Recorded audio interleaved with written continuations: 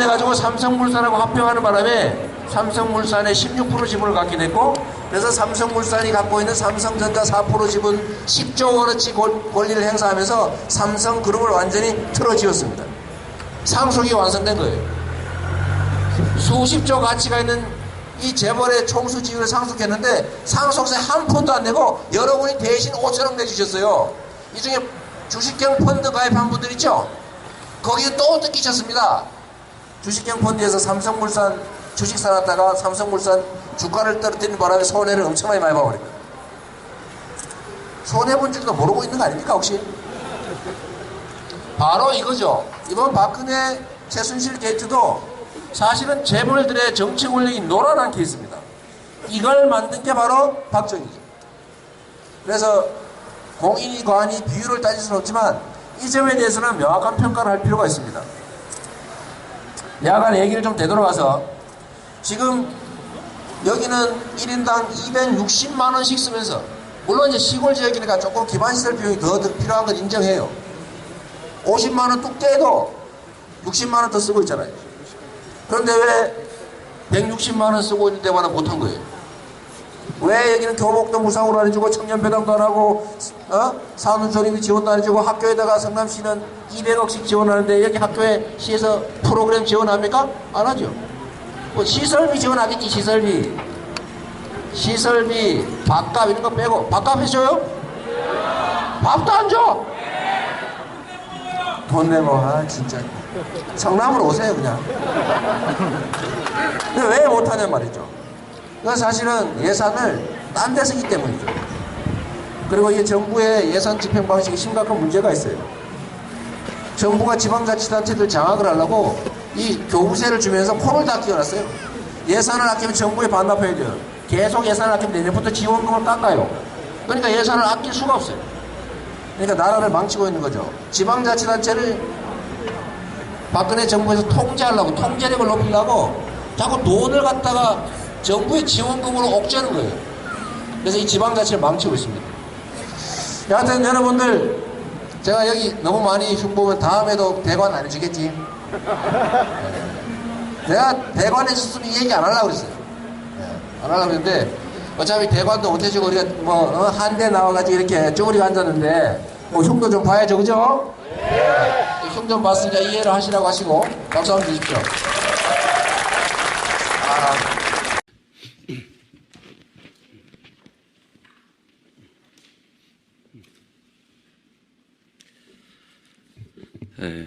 성남시 대표 이재명 시장입니다.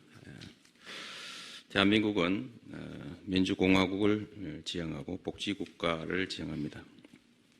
지방자치는 민주주의의 토대이고 헌법이 정한 제도입니다. 지방자치법은 주민의 복지 증진에 관한 사무를 지자체의 고유 사무로 정하고 있습니다. 따라서 지방자치단체는 정부로부터 독립하여 고유의 자치권과 자체재원으로 주민복지정책을 집행할 권한이 있습니다. 물론 정부의 조정 개입이 전혀 없을 수는 없습니다. 그러나 정부의 조정 개입도 그 자치권의 본질적 내용을 침해할 정도에 이르러서는 안 되는 것입니다. 이 때문에 사회보장법은 복지정책의 중복이나 누락을 방지하기 위해서 사업 시행 시에 지자체와 복지부 장관이 동의가 아닌 협의를 하도록 정하고 있습니다. 복지부 장관과 지방자치단체가 협의가 되지 않는 경우에는 사회보장위원회에서 조정을 하게 하고 있는데, 역시 조정 결정도 의무적으로 따르라고 되어 있는 게 아니라 반영하라, 이렇게 반영하라라는 의무만 부여하고 있습니다. 왜 이렇게 되냐 하면 정부는 지방자치단체와 독자적 권한을 행사하는 걸 보장해야 되기 때문에 그렇습니다. 즉 양자는 독립적 관계라 중앙정부의 개입권은 인정을 하되 승인권이나 동의권을 부여하지는 않은 것입니다. 그런데 정부는 협의를 문장 그 자체의 뜻에 반해서 동의로 확대 해석했습니다. 또 정부 동의 없이 지자체가 독자적인 복지사업을 시행하면 사회보장법 위반이다 이렇게 해석을 하고 그 사업비만큼 교부세를 감액하는 시행령을 만든 것입니다. 지자체가 자치권과 자체의 재원으로 하는 고유 사무라도 정부가 동의하지 않으면, 즉 승인하지 않으면 불법이다.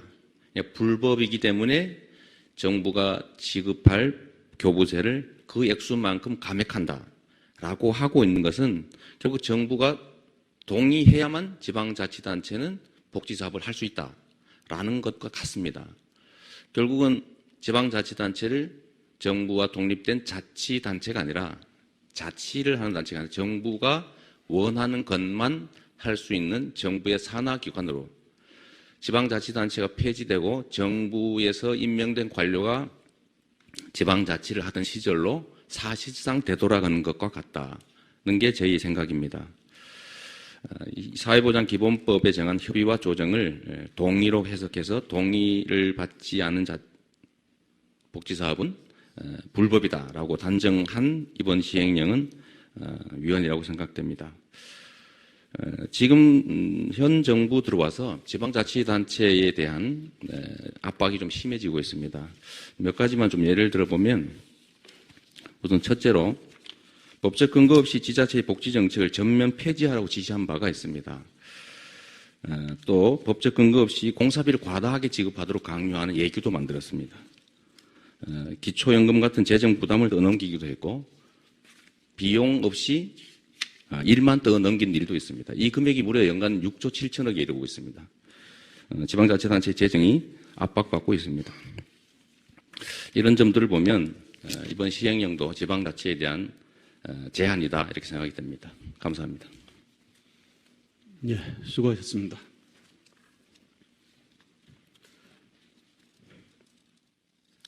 예, 그럼 청구인 서울특별시 대리인께서 10분 범위 내에서 변론해 주시기 바랍니다.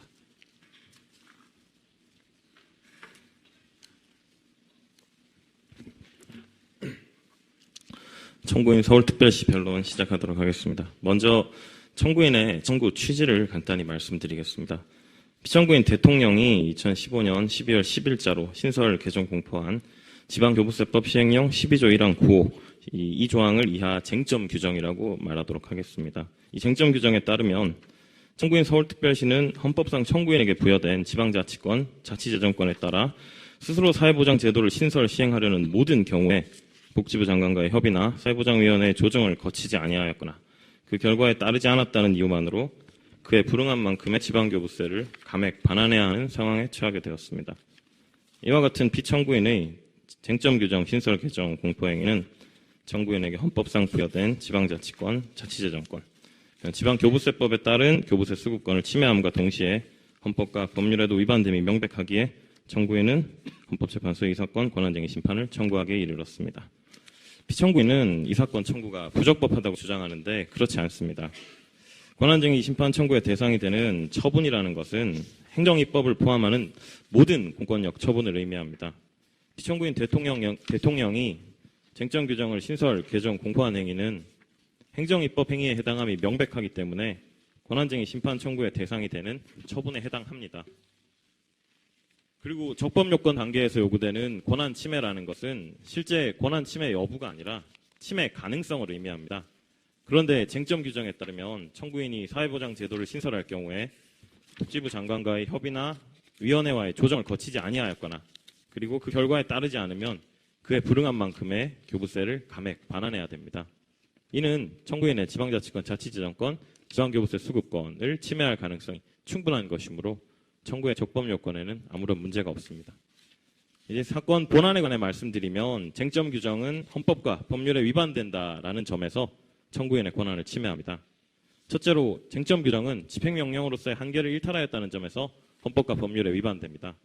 만일 쟁점 규정이 위임명령에 해당한다면 모법인 지방교부세법 어디에도 위임의 근거 규정이 존재하지 아니하므로 곧바로 헌법과 법률에 위반됩니다. 쟁점 규정이 집행명령에 해당한다고 하더라도 집행명령이라는 것은 법률을 현실적으로 집행하는 데 필요한 세부적인 사항만을 규정할 수 있다라는 내재적인 한계가 있습니다. 모법인 지방교부세법 11조 2항에 따르면 행자부 장관은 법령을 위반하여 지나치게 많은 경비를 지출한 경우 지자체에 대한 교부세 감액 반환 명령권을 갖습니다. 이러한 모법에 대한 집행명령이라고 하면 위 감액 반환 명령권의 발령 방법이나 절차에 관한 것만을 정할 수 있다라고 보아야 되는데 이 사건 쟁점 규정은 발령 사유에 관한 내용을 규정하고 말았습니다.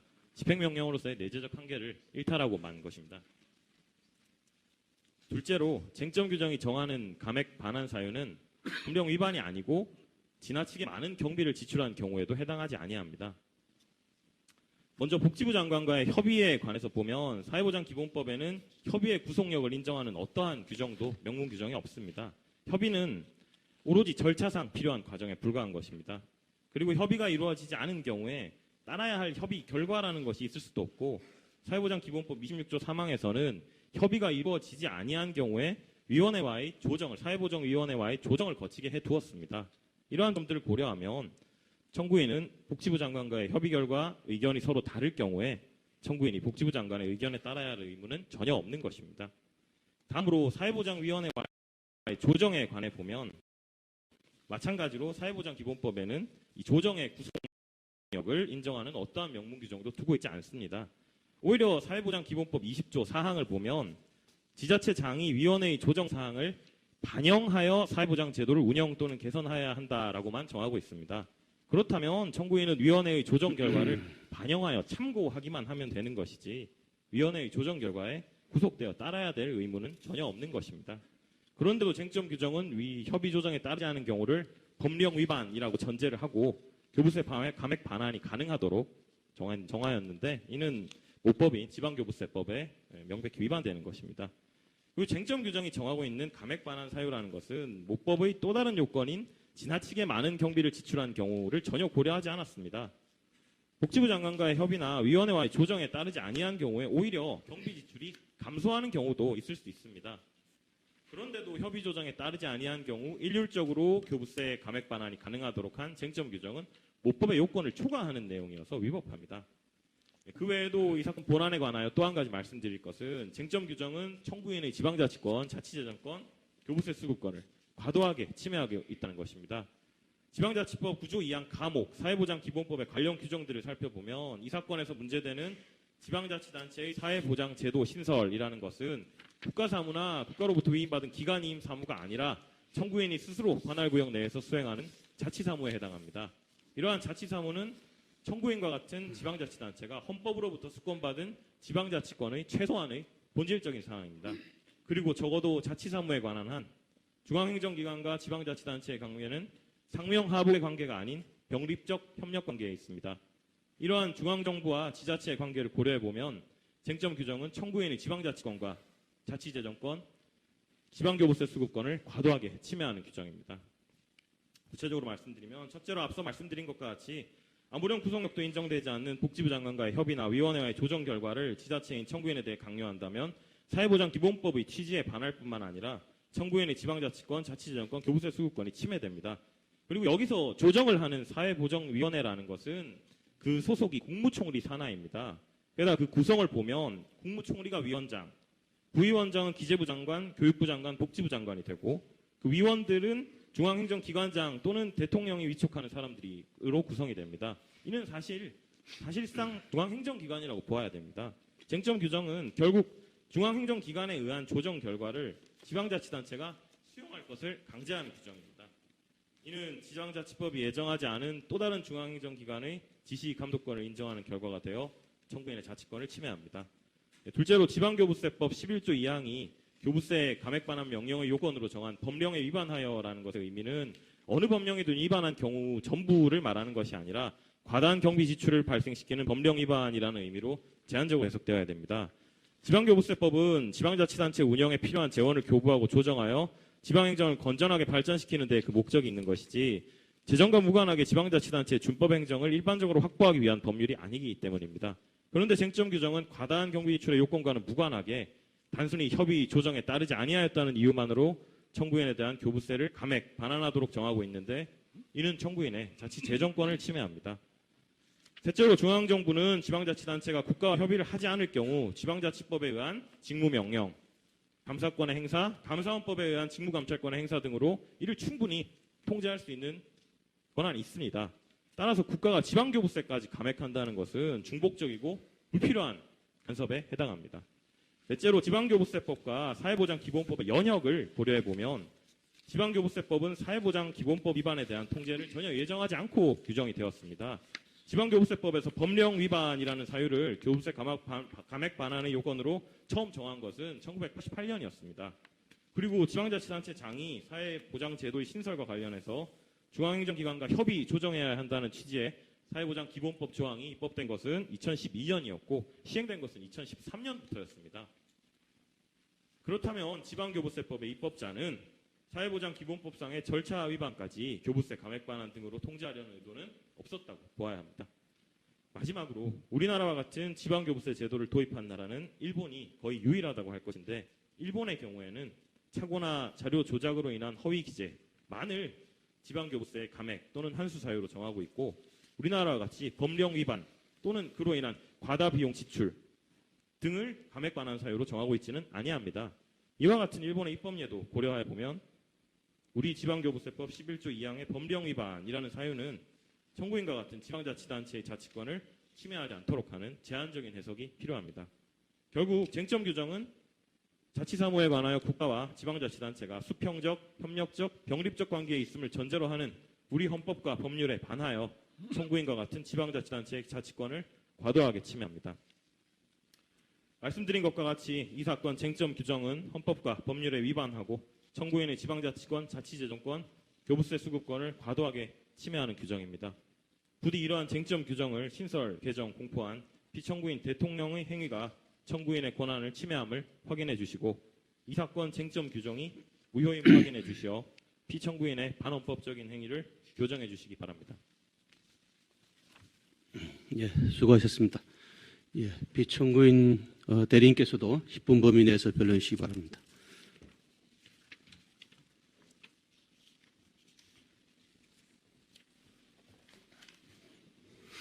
예, 존경하는 재판장님 그리고 재판관님, 피청구인 대통령을 대리하여 말씀을 드리겠습니다. 이 성남시가 3종의 사회보장제도를 신설할 경우에 신설의 타당성, 기존 제도와의 관계, 사회보장 전달 체계에 미치는 영향 및 운영 방향에 대하여 복지부 장관과 협의하여하고 이런 협의가 이루어지지 아니할 경우에 사회보장위원회가 이를 조정합니다. 그런데 만약에 성남시가 3종 사회보장제도를 신설하면서 복지부 장관과의 협의 절차를 무시한다든가 협의 절차는 거쳤지만 협의가 이루어지지 않았음에도 불구하고 후속 절차인 사회보장위원회의 조정 절차를 무시하고 의도한 3종 사회보장제도를 강행 실시한다든가 한다면 이런 성남시의 행위는 사회보장기본법 26조를 위반한 것이 됩니다. 성남시의 사회보장기본법 26조 위반 행위는 지방교부세법 11조 2항 중 지방자치단체의 법령 위반에 해당하게 되고 그로 인하여 지나치게 많은 경비를 지출한 경우에 해당한다고 평가되는 때에는 지방교부세법 11조 2항에 의하여 바로 행자부 장관은 성남시에 대하여 교부세를 감액하거나 교부한 교부세의 일부 반환을 명할 수 있습니다. 이것이 지방교부세법 11조 2항입니다. 이제 이 문제에 대하여 지방교부세법 시행령 12조 1항 9호를 살펴보겠습니다. 이 사건 권한쟁의 사건의 쟁점 규정입니다. 그런데 쟁점 규정은 지방교부세법이 정한 교부세 감액의 요건을 단순히 반복하고 있기 때문에 시행령은 법률과의 관계에서 별다른 의미가 없습니다. 그리고 쟁점 규정은 교부세 감액의 한도에 관하여 협의 조정을 거치지 아니하거나 협의 조정 결과를 따르지 아니하고 지출한 금액 이내라고 그 최고 한도를 설정하고 있을 뿐이기 때문에 이것이 성남시의 권한을 침해할 가능성은 없습니다. 이렇게 보면 청구인들은 쟁점 규정 대통령령의 제정 행위로 인하여 그 권한을 침해당한 일이 없습니다. 청구인들이 주장하는 권한의 제한은 지방교부세법에 의하여 바로 발생하는 것이고 지방교부세법 시행령의 제정으로 인하여 새롭게 권한이 제한되는 것이 아닙니다. 청구인 성남시는 쟁점 규정을 위임명령이라고 합니다. 그러나 쟁점 규정은 위임명령이 아닙니다. 당연히 위임에 관한 모법 규정도 없습니다. 쟁점 규정은 앞서 본 것처럼 지방교부세법의 범위를 넘는 내용 자체가 없습니다. 지방교부세법 11조 2항의 교부세 감액 규정의 내용을 구체화하고 감액의 최고 한도를 설정한 것에 불과합니다. 그러므로 쟁점 규정은 집행명령에 해당합니다. 쟁점 규정에 따르면 지자체는 사회보장제도를 신설 또는 변경하는 과정에서 복지부 장관과의 협의 또는 사회보장위원회의 조정을 거치지 아니하거나 협의 조정 사항을 따르지 않을 경우 교부세의 감액 또는 반환이라는 부담이 발생하게 됩니다. 자치단체의 위법 행위에 대해서 교부세를 감액하도록 한 쟁점 규정은 지방교부세법에 따른 국가의 감독, 제재 권한 행사이며 그것이 청구인들의 지방자치권을 침해한다고 볼 수 없습니다. 더욱이 감액으로 인해 다소 재정상 불이익이 발생할 여지가 있다고 하더라도 쟁점 규정으로 말미암아 지방자치단체가 어떤 정책을 수립, 운영하는 것이 불가능하게 된다거나 원천적으로 금지되는 것도 아니라는 점에서 쟁점 규정이 지방자치권의 본질적 내용을 침해한다고 보기 어렵다고 하겠습니다. 오히려 쟁점 규정은 위법하게 지출된 범위를 한도로 하여 필요 최소한의 금액을 감액하게 함으로써 지방행정과 재정이 합법의 틀로 회복되도록 하는 행정적인 견제장치로 보아야 할 것입니다. 지방교부세법 시행령 12조 1항은 지방교부세법 11조 2항에 따라 지방자치단체의 지방재정의 운영의 건전성과 책임성을 확보하기 위하여 행자부 장관이 지방교부세 감액제도 운영 및 집행할 때 필요한 구체적인 감액 대상 및 그 기준을 정하고 있는 규정이며 실제 감액 절차에서도 자치단체가 충분히 의견을 개진할 수 있도록 진술권을 보장하고 있습니다.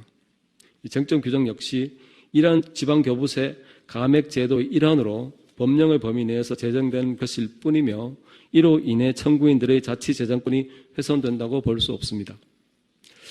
청구인 서울특별시는 교부세 중에 분권교부세만 받고 있는데 이런 분권교부세는 감액의 대상이 될 수 없다고 주장하고 있습니다.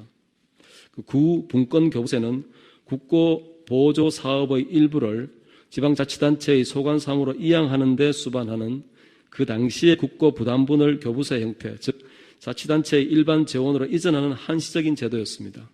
당초 2005년 도입 당시부터 5년간 한시적으로 운영되도록 되어 있었으나 운영 기한을 5년 연장하였고 최종적으로 2014년 12월 31일 지방교부세법이 개정됨에 따라 예정대로 보통교부세로 통합되었습니다.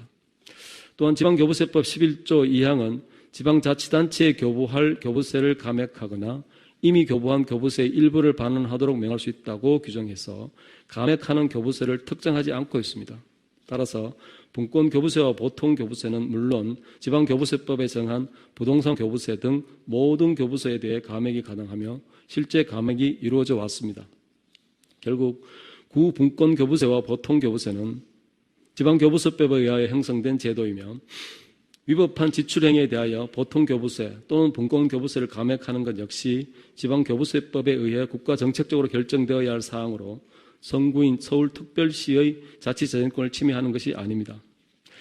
이와 같이 쟁점 규정은 지방교부세법에서 정하고 있는 지방교부세 감액제도의 원활한 운영을 위하여 구체적인 적용 대상 및 적용 기준 금액을 정한 것에 불과하므로 청구인들의 지방자치권 및 지방재정권을 침해한다고 볼 근거가 없습니다. 설명의 편의상 본안에 대하여 먼저 말씀을 드렸습니다. 이제부터는 권한쟁의 심판 청구의 적법 요건에 대해서 보겠습니다. 쟁점 규정은 지방교부세법 11조 2항이 행자부 장관에게 부여한 교부세의 감액에 관한 권한을 전제로 해서 그 권한의 최고 한도를 설정하였을 뿐입니다. 또 행자부 장관의 교부세 감액 결정이 나기 전에는 청구인들의 권한이 침해되지 않습니다. 바꾸어 말하면 쟁점 규정의 제정 행위는 그것만으로 권한쟁의 심판의 청구의 대상적에 인정되는 처분이 아닙니다.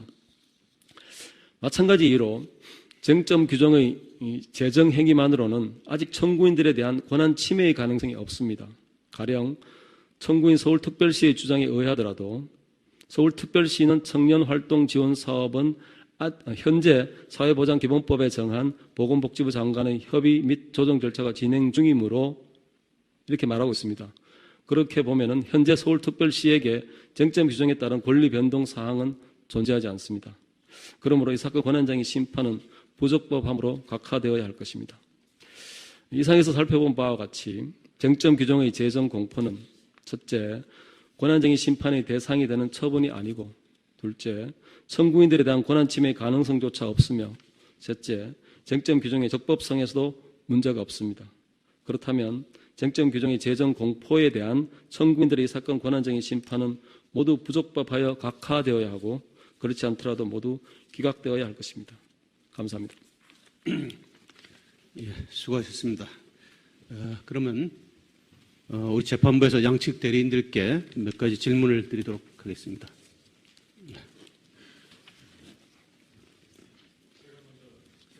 질문드리겠습니다. 마침 그 적법 요건을 피청구인 대리인께서 마무리 말씀을 하셨기 때문에 네. 연결되는 걸로 그거부터 좀 질문을 드리고 싶은데요. 예. 지금 이 사건 시행령이 법률에 있는 규정 내용을 단순히 반복한 것이지 예. 새로운 그 어떤 권한에 대한 규제 내용은 아니다 이렇게 말씀하셨습니다. 그렇습니다. 네.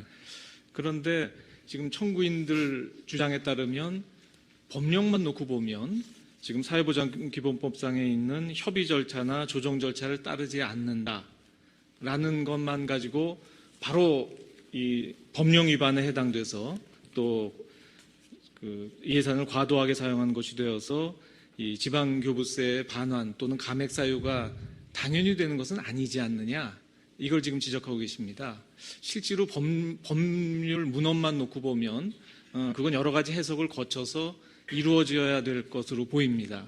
근데 지금 이 사건 시행령 규정에 대해서 피청구인 측도 그 지방자치단체가 중앙정부와 협의를 거치지 않고, 그러니까 담당 장관하고 협의를 거치지 않고 또 협의가 안 된 상태에서 이 조정 절차를 거치지 않고 하면 당연히 법령 위반이 된다, 이렇게 지금 해석을 하고 계시는 것 같은데요.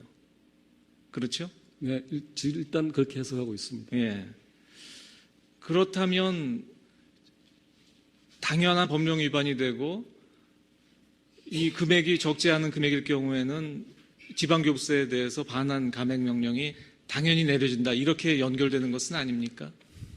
그러니까 즉 요건은 그렇게 하면 시행령에 이런 규정이 있음에도 불구하고 행자부 장관이 재량으로 이거는 그 협의도 안 됐고 조정을 안 거쳤지만 장관의 재량으로 감액이나 반환하지 않겠다, 이런 결정이 가능합니까? 근데 기본적으로 먼저 한 가지 말씀드리면은 그 지방교부세법 11조 2항에서는 그 지방교부세의 감액에 대해서 재량 규정으로 규정하고 있습니다.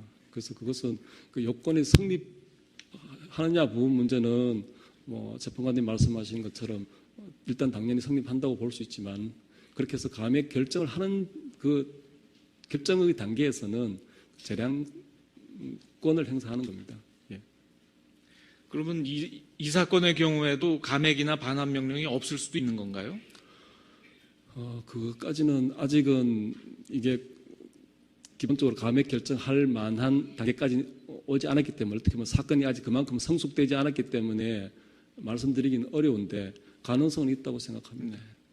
그리고 뭐 이왕 말씀이 나왔으니까 그 관계를 몇 개 더 여쭈면, 현재 지금 협의는 이루어지지 않았고요. 그다음에 아직 조정 절차도 진행이 되지 않고 있는 상태이죠. 제가 파악하기로는 서울시의 경우는 협의 절차는 종결되었지만 협의가 불성립되었는데 아직은 조정 절차에 들어가기 전 단계로 알고 있고, 성남시의 경우는 협의 절차가 종결되었는데 마찬가지로 협의는 불성립되었고 조정 절차에 들어간 걸로, 조정 절차가 진행 중인 걸로 알고 있습니다. 지금 그 조정 절차에 해당 지방자치단체가 참여할 수 있는 절차적 권리가 보장되어 있는 건가요? 그렇습니다. 또 일부 지금 청구인들 주장에 따르면 지금 서울시 같은 경우는 아직 조정 절차가 진행이 안 되고 있다고 하니까요. 네. 어떤 여러 가지 예산 집행 문제 때문에 이런 조정 절차에 대한 그러니까 진행 청구 이런 것이 가능합니까, 절차상?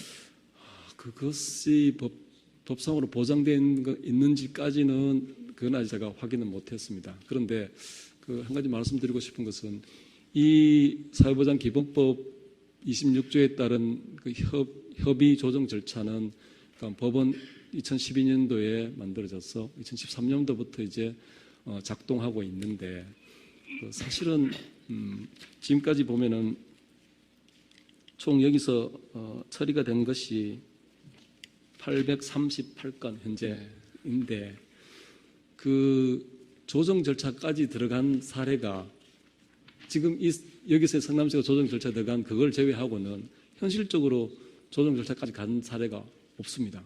그래서 그 부분과 관련해 가지고는 사회보장기본법에 따라서 법리적으로 또는 법 해석 적용과 관련해서 말씀드릴 수 있지만은 구체적으로 진행된 사례는 아직은 없고 어찌 보면 성남시의 이 조정이 구체적으로 들어간 거의 최초의 사례가 아닌가 싶습니다.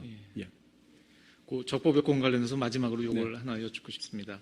지금 이제 변론 요지서에도 적으셨고 오늘도 간단히 좀 언급이 있으셨는데요. 지금 이 문제가 된 시행령 위반으로 그 지방교부세가 만약에 감액되거나 반환 조치가 이루어지더라도 그 해당 지방자치단체에서 자체 예산으로 그 복지 사업을 하는 것 자체가 금지되는 것은 아니다. 따라서 권한에 대한 무슨 침해가 되는 규정은 아니다. 이런 주장도 하고 계시지요. 직접적으로 금지하는 건 그것은 아니다. 예. 단순히 그건 재정상의 문제일 뿐이다. 예. 근데 이게 직접 연관되는지는 저도 정확히는 모르겠습니다만 최근 언론 보도를 보니까 그 최근에 그 보건복지부 장관께서 그 서울특별시가 지금 사회보장기본법을 위반하고 청년활동 지원사업 시행했다는 이유로 그 사업과 관련된 그 사업 시행을 직권 취소했다 이런 했습니다. 보도를 보았습니다. 맞습니다. 그리고 그 내용은 제가 제일 최근에 저희가 제출한 준비 서면에도 그 날짜와 그런 사실들을 정리하고 있습니다. 그렇다면 이 사회보장기본법 규정 내용이 그러니까 그 지방자치단체의 자치권하고는 직접적인 관계는 없는 것이다. 이렇게 말하기는 좀 어려운 거 아닙니까? 이제 저는 일단 그렇게 말할 수 있다고 생각하는데 간단하게 설명드리면 이렇습니다. 그러니까 이 서울시에서 그 결국 이제 청년 관련된 이 사업에 대해서 서울시가 이제 그 대상자 결정을 하니까 보건복지부 장관이 거기에 대해서 시정을 명하고 그에 따르지 않으니까 이제 재판관님 말씀하신 직권 취소를 했습니다.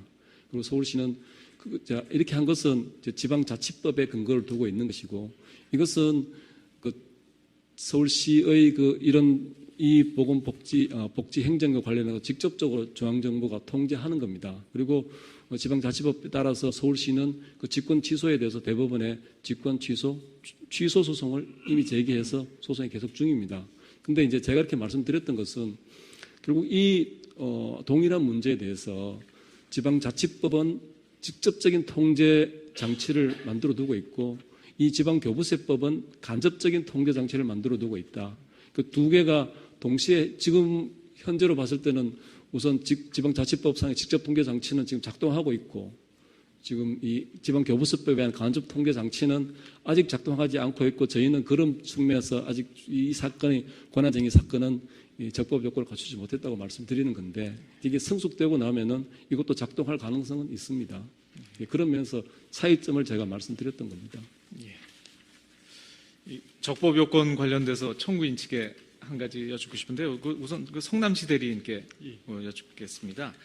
지금 이제 성남시 대리인께서 내신 이 심판 청구서하고 그 뒤에 그 청구 취지 정정서를 보면 성남시는 지금 이제 서울특별시하고 같이 이 사건 시행령 조항이 지방자치권을 침해해서 무효다라는 청구를 이제 하고 계시고요.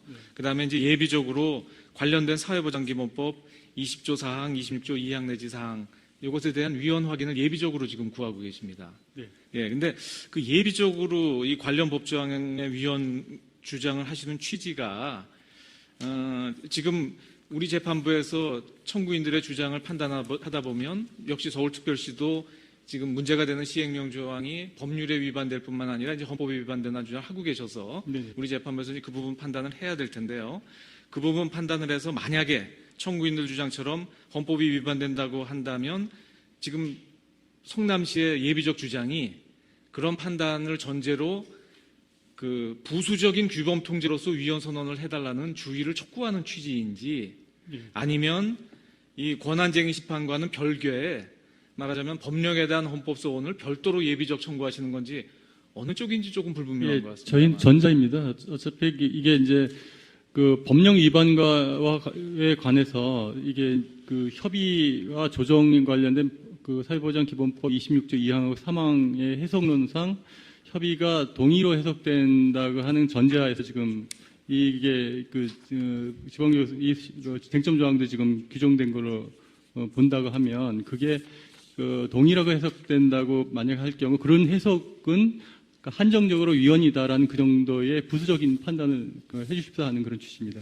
그 부수적 규범 통제를 촉구하는 취지라면 네네. 별도의 청구 취지로 하시는 건 좀 부적절하지 않은가 하는 게 제 개인적인 네. 생각인데 한번 그걸 네. 검토를 좀 한번 해봐 예, 주시죠.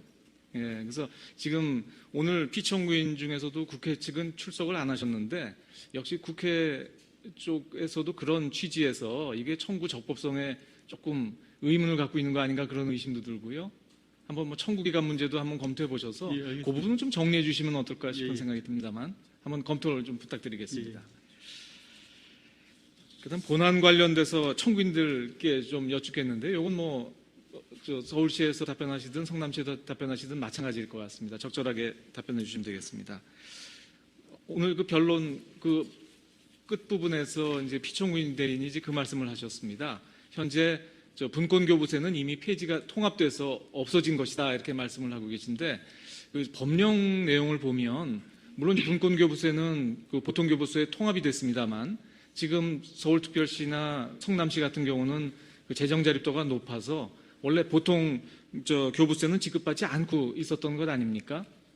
그리고 종전에 그 지방 중앙정부의 권한을 위임받아 처리하는 데 따른 말하자면 비용으로서 분권교부세를 받으셨던 것이지요. 근데 네. 그 부분을 지금 폐지가 됐지만 제가 읽어본 법령에 따르면 2019년까지인가요? 네, 한시적으로 이제 보통 교부세 명목으로 지급되지만 그 실질은 분권교부세가 아닌가 이렇게 읽히는데 그건 청구인들 주장이 그런 취지인 것이죠. 네, 그렇습니다. 예. 그렇다면 이 지금 지급되고 있는 이 보통교부세로 지급되는 종전의 그 분권교부세는 어떻게 사용 용도가 특정돼서 그 지급이 되는 것입니까? 보통교부세는 특정돼 있지 않습니다. 그러니까 용도는 특정돼 있지 않습니다. 분권교부세는요. 종전의 분권교부세는 그것도 용도는 특정돼 있습니다. 그냥 그것도 뭐 명목만- 특정되어 있는 건 아니군요. 네. 다만 그 보통교부세보다는 분권교부세는 최초의 그 배정 금액이 먼저 지정이 돼서 내려오는 것 아닙니까? 그러니까 일반 종전의 보통교부세하고 분권교부세가 지금은 물론 통합됐습니다만 종전의 그 금액의 배정이라든지 그 산정 내역 통지 같은 게 절차가 좀 다르지 않았습니까? 네, 좀 다르고요. 지금은 어떻습니까, 그러면? 시기에 되어 있습니다. 이게 별도로 예. 보통 교부세는 그냥 뭐 계산하는 방식에서 하는데 분권교부세 항목은 2019년까지만 지급하는 걸로 지금 돼 있고. 붙이게 돼 있고 그 별도로 저희 성남시 같은 경우도 한 8, 90억 정도 약 1억 차 정도 발생하면서 2019년까지 예정돼 있긴 합니다. 그러니까 금액도 거의 미리 사전에 정해져 있는 건가요? 거의 정해져 있습니다. 예. 매년 한 1억 정도 변동이 있는 것 같습니다. 그러면 이제 본안에 관한 그 질문이 되겠습니다. 지금 청구인들은 뭐라고 주장하시냐면 지금 문제가 된 이 복지 사업들은 100% 우리 자체 예산으로 하는 것이지 이 교부세 예산과는 관계 없다. 이렇게 지금 말씀하고 계십니다. 그렇습니다. 그러면 지금 이 세출 재원을 할 때 이게 그러니까 지금 통합된 보통 교부세에서 지급되는 세출 예산하고 자체 예산으로 수행되는 세출 예산이 이렇게 딱 구별이 되나요? 분리되지 않습니다. 분리되지 않고. 그렇습니다. 그냥 세입원이 하나일 뿐입니다. 하나일 뿐이니까 네. 이게 어떤 사업은 이게 중앙에서 내려온 자원의 사업, 어떤 사업은 자체 예산 사업이라고 명백하게 구별되는 것은 아니군요. 칸이 전혀 없습니다. 네, 네. 예. 다만 자체 예산으로 한다는 취지는 국가의 보조금 이 부담 없이 할 수 있다. 수행한다. 그런 예. 취지. 예, 알겠습니다. 관련돼서 피청구인 대리님께 이제 본안 관련 몇 가지를 여쭙겠는데요. 지금은 이제 통합됐습니다만 종전에 분권교부세가 지급된 것이 기록에 보면 한 2005년부터 중앙정부의 이제 사업을 지방에 일부 위임하면서 그 지급이 된 것이다 이렇게 되어 있는데요. 그때 2005년에 이 분권교부세가 만들어지면서 지방에 이양된 사업 중에 복지 사업도 있었나요? 그것까지는 제가 확인 못 그것까지, 예. 해봤습니다. 예, 한번 혹시 자료가 있는지 한번 좀 챙겨서 좀 그렇게 하겠습니다. 보내주실 수 있겠습니까? 예, 네. 예.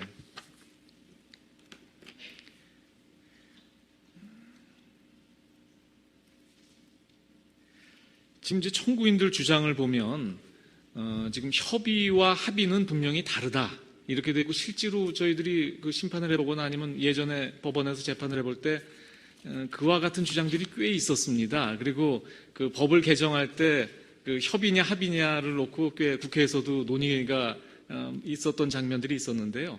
지금 이 법령에서는 협의와 합의가 차이가 없다라고 주장하시는 것 같은데 혹시 그렇게 주장하시는 뭐 근거가 좀 있습니까? 네, 조금 설명을 드리겠습니다. 예. 다른 법하고 비교해서 하는 설명은 저도 사실은 이 관련된 다른 법률에 대해서 다 조사한 건 아니어서 제가 비교해서 설명은 못 드리겠고 그냥 사회보장기본법 26조 또 20조하고 관련해가지고 그 조문만 보고 설명을 좀 드리겠습니다. 이걸 한번 법 조문을 한번 보여주시면 좋겠습니다. 예.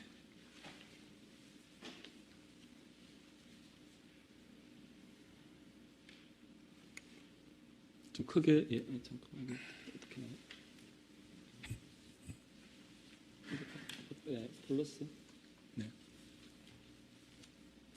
그래도 뭐 잘 보이진 않습니다만 이게 사회보장 기본법 26조 2항, 3항인데 뭐 제가 그냥 형광펜을 좀 칠해놨습니다. 2항이 그 협의하여야 한다고 하고 3항이 제2항에 따른 협의가 이루어지지 아니할 경우에 위원회가 이를 조정한다 이런 거니까 이 협의 절차와 조정 절차의 관계를 우선 생각해 보면은 협의 절차가 진행돼 가지고 이제 복지부 실무행정으로는 이제 협의 성립, 협의 불성립 이렇게 지금 분류를 하는데 협의가 성립하는 경우는 합의가 이루어진 겁니다.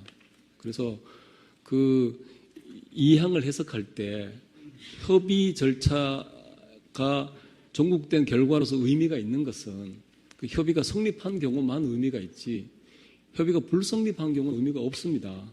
그렇게 보면 결국은 여기서 협의는 그 협의하여야 한다고 할 때는 협의 절차를 거쳐야 한다는 것인데 그거의 결과물인 협의는 합의일 수밖에 없습니다. 그러니까 협의 불성립은 의미가 없기 때문에 그러나 협의가 불성립됐을 때는 이제 3항에 의해서 조정 절차로 넘어가는 겁니다.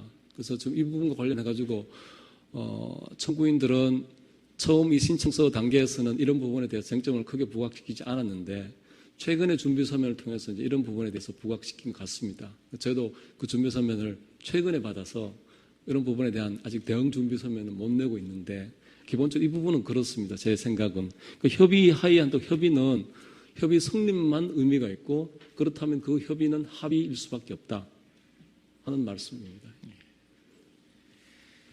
그리고 지금 그 피청구인 주장에 앞서도 질문을 드렸습니다만 지금 이 사회보장기본법 아니면 지금 문제가 된 시행령 조항 위반만으로 바로 문제가 되는 것은 아니다. 그건 명백히 아니라고 이 저희가 지방교부세법에 따른 그 요건이 충족돼야 된다. 지금 그런 말씀이신 거죠? 그렇습니다. 그것은 저희가 이제 저희 답변서나 뭐 저희 모든 서면에서 일관되게 저희가 주장했던 것은 지방교부세법 그 11조 해당 조항은 분명히 그러니까 지방교부세 감액의 그 요건으로 법령 위반과 비용 과다 지출 부분이 있습니다. 그리고 이 쟁점 규정에 와서도 보면은 그 지방교부세법 시행령 그 해당 1항에 보면은 똑같은 문구를 반복하고 있습니다. 그러니까 그것이 전제가 되어서 지금 쟁점 규정인 9호 이 사회보장 기본법 관련된 해석을 할 때도 그건 명백히 그렇습니다. 그러니까 마찬가지로 법령 위반과 비용 과다 지출 이 두 요건이 다 충족되어야만 교부세 감액의 대상이 됩니다. 그렇다면 지금 비용 과다 지출 여부에 대한 심사는 어떻게 이루어지나요? 그거는 예를 들면 어떤 기준 같은 게 있습니까? 그거는 대단히 어려운 문제이고 저도 그런 부분에 대해서 관계 좀 행정자치부에 대해서 문의를 하고 해봤는데 제가 지금 재판장님 질문에 대해서 보고 드릴 만큼 뚜렷한 기준을 제가 듣지는 못했습니다. 현재 법조문 그대로고 그거를 아까 말씀드렸듯이 교부세 감액 결정도 재량행위이고 그렇다면 그 내부적으로 나름대로 기준을 정해서 운영할 거는 같은데 제가 보고 드릴 만한 구체적인 내용이 있는 말씀은 저는 듣지는 못했습니다. 저로서는 제 질문은 끝으로 청구인들 대리인께 한 가지 뭐 질문 겸 궁금한 걸 하나 여쭙고 싶습니다. 피청구인 대리인께도 질문을 드렸습니다만 아까 말씀드린 것처럼 그 2005년에 분권교부세가 만들어질 때 그 중앙정부로부터 이양되어 온 그 복지 사업이 별도로 있었는지, 그러니까 아마 중앙정부에서 어떤 일률적으로 내려가는 것도 있을 수 있을 것 같습니다. 또 반면에 서울특별시나 성남시에 어떤 특별한 사업이 있을 수도 있을 것 같습니다. 뭐 가능성이 높진 않을 것 같은데요. 혹시 그런 게 있었는지 지금은 아마 답변을 못 하실 것 같고, 피청구인 측에도 자료를 요청했습니다만, 청구인들 측에서도 혹시 2005년 그런 관련 자료가 있으시면 그 제출을 좀 해주셨으면 하는 말씀을 드리고 싶고요. 지금 제가 드릴 질문은, 지금 청구인들 주장은 현재 지금 문제가 된 복지 사업은 그 전 단계 좀 기본적인 질문으로는 이 복지 사업은 지금 양 당사자 간에 중앙 정부가 하는 복지 사업이 있고, 그 다음에 지방자치단체가 또 별도로 하는 복지 사업이 있다. 이 점에 대해서는 쌍방 다툼이 없는 것이죠. 그러니까 예를 들면 복지 사업은 중앙 정부 사업이기 때문에 그거는 지방 정부에 하는 것은 중앙 정부가 이양한 사업이다. 이런 주장은 전혀 그렇지 아니신 않습니다. 거죠. 예. 예. 그리고 지금 청구인들 주장은 지금 수행하고 계시는 문제가 된 사업은 지방자치단체에서 독자적으로 하는 독자적인 복지 사업이라는 그런 말씀이신 것이죠. 예. 이건 본건과는 직접 관계는 없습니다만 그냥 조금 궁금해서 여쭤보면, 지금 청구인들은 재정 자립도가 높아서 아까 말씀드린 것처럼 종전에 보통교부세는 안 받으셨는지 못 받으셨는지 모르겠습니다만 지급받지 않고 있던 자치단체 아닙니까? 그래서 한시적으로 지급되는 현재 보통교부세가 만약에 뭐 감액되거나 뭐 반환 명령이 내려질 경우에 실질적으로 재정 운영에 좀 문제가 생기나요? 요건 그냥 이 보는 것과 관계없이 그냥 궁금해서 여쭤봅니다. 성남시의 일반 회계 예산이 1조 6천억 정도 됩니다. 그리고 이 중에 지금 정부로부터 성남시가 받는 그 교부세는 올해 경우에 보니까 87억 정도. 그래서 우리 문제되고 있는 이 3대 복지사업, 자치사업 금액의 3분의 1 정도에 불과합니다. 뭐 치명적인 타격은 아니지만 어떤 영향이 없을 수는 없고, 한 말씀만 더 드리면, 지금 재정 자립도라고 하는 숫자의 의미를 좀 한번 저희가 생각해 봐야 됩니다. 성남시의 경우는, 뭐 서울시는 모르겠습니다만, 성남시의 경우는 1인당 부담하는 지방세, 국세는 저희가 통계를 갖고 있지 않기 때문에, 지방세는 지금 정부의 교부금을 받는, 교부세를 받는 교부단체보다 더 많이 냅니다. 저희가 뽑아보니까 17만 원 정도 더 내고 있었는데, 현재 배정된, 그러니까 1인당 예산은 오히려 다른 정부 교부세를 받는 자치단체보다 더 적습니다. 경기도만 비교하면 6개 시는 불교부 단체여서 자체 재원으로 필수 경비를 조달한다는 이유로 정부가 교부금을 주지 않고 교부세를, 다른 데는 교부세를 주는데, 정부가 주는 교부세를 합쳐서 통계를 뽑아보면 6개 도시 불교부 단체의 1인당 예산이 28만 원이 더 적습니다. 그런데 왜 이 6개 도시 중에서 예를 들어 성남시가 자체 예산을 가지고 별도의 독자 사업을 혹시 돈이 많아서 하는 거 아니냐는 오해를 하고 계신데, 실제로 그런 게 아니라 돈이 많아서가 아니라 실제는 더 적고, 그런데 가능한 이유는 교부세의 비중이 너무 높기 때문에, 이 교부세는 자치단체 아낄 경우에 내년부터 교부세 지원 금액이 줄어듭니다. 그리고 실제로 그런 건 잘 없지만 남기나 이렇게 되면 반납을 해야 됩니다. 그리고 절약을 하더라도 다른 용도에 쓸 수가 없습니다.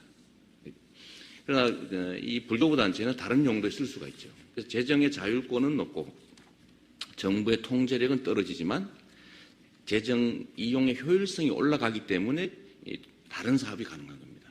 이 구조를 조금 이해해 주시면 저희 좋겠습니다. 돈이 혹시 성남시는 많이 남아서 다른 데 못하는 거 아니냐 이러는데, 1인당 예산, 그러니까 정부 지원금을 포함한 1인당 예산을 따지면 안산 이런 데가 성남보다 더 많습니다. 그런 점들 한번 꼭 감안해 주시면 좋겠습니다.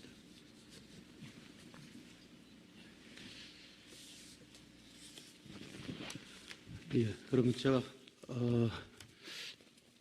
이 쟁점이 거의 다 부각이 좀 돼서 특별한 사항은 없는 것 같은데, 추가적으로 제가 한번 확인하겠습니다. 아까 그 청구인 측에서 이 복지 사무는 이 자치단체의 고유 사무다 이랬지 않습니까? 그 점에 대해서는 지금 청구인 측도 동의를 합니까?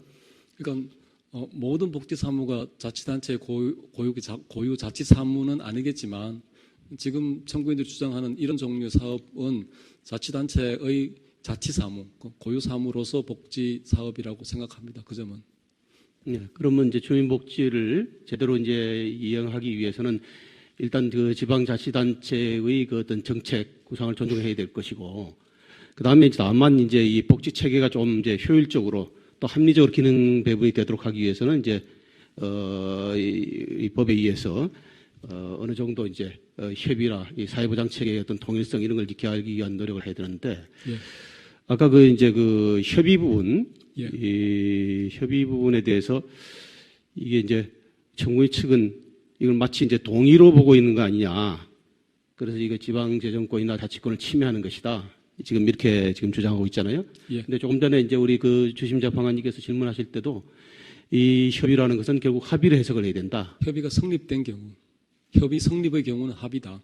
예, 그러니까 합의가 안 될 경우, 불성립의 경우에는 이제 조정 절차를 밟아야 되고, 맞습니다. 조정 절차를 또 예. 밟지 않거나 하여간 그 장에서 이 최종적인 이 합의가 이루어지지 않으면은 이게 결국 법령 위반으로 가서 나중에 결국 이제 그 교부금을 그 교부세 부분, 배정 부분을 이제 감액하거나 이제 반환하거나 이제 이런 조치를 한다는 거 아니겠어요? 맞습니다. 그런 그렇죠. 네, 그런 점에서 지자체가 마음대로 할 수 없는 건 맞습니다. 그런 교제를 받는 건 맞습니다.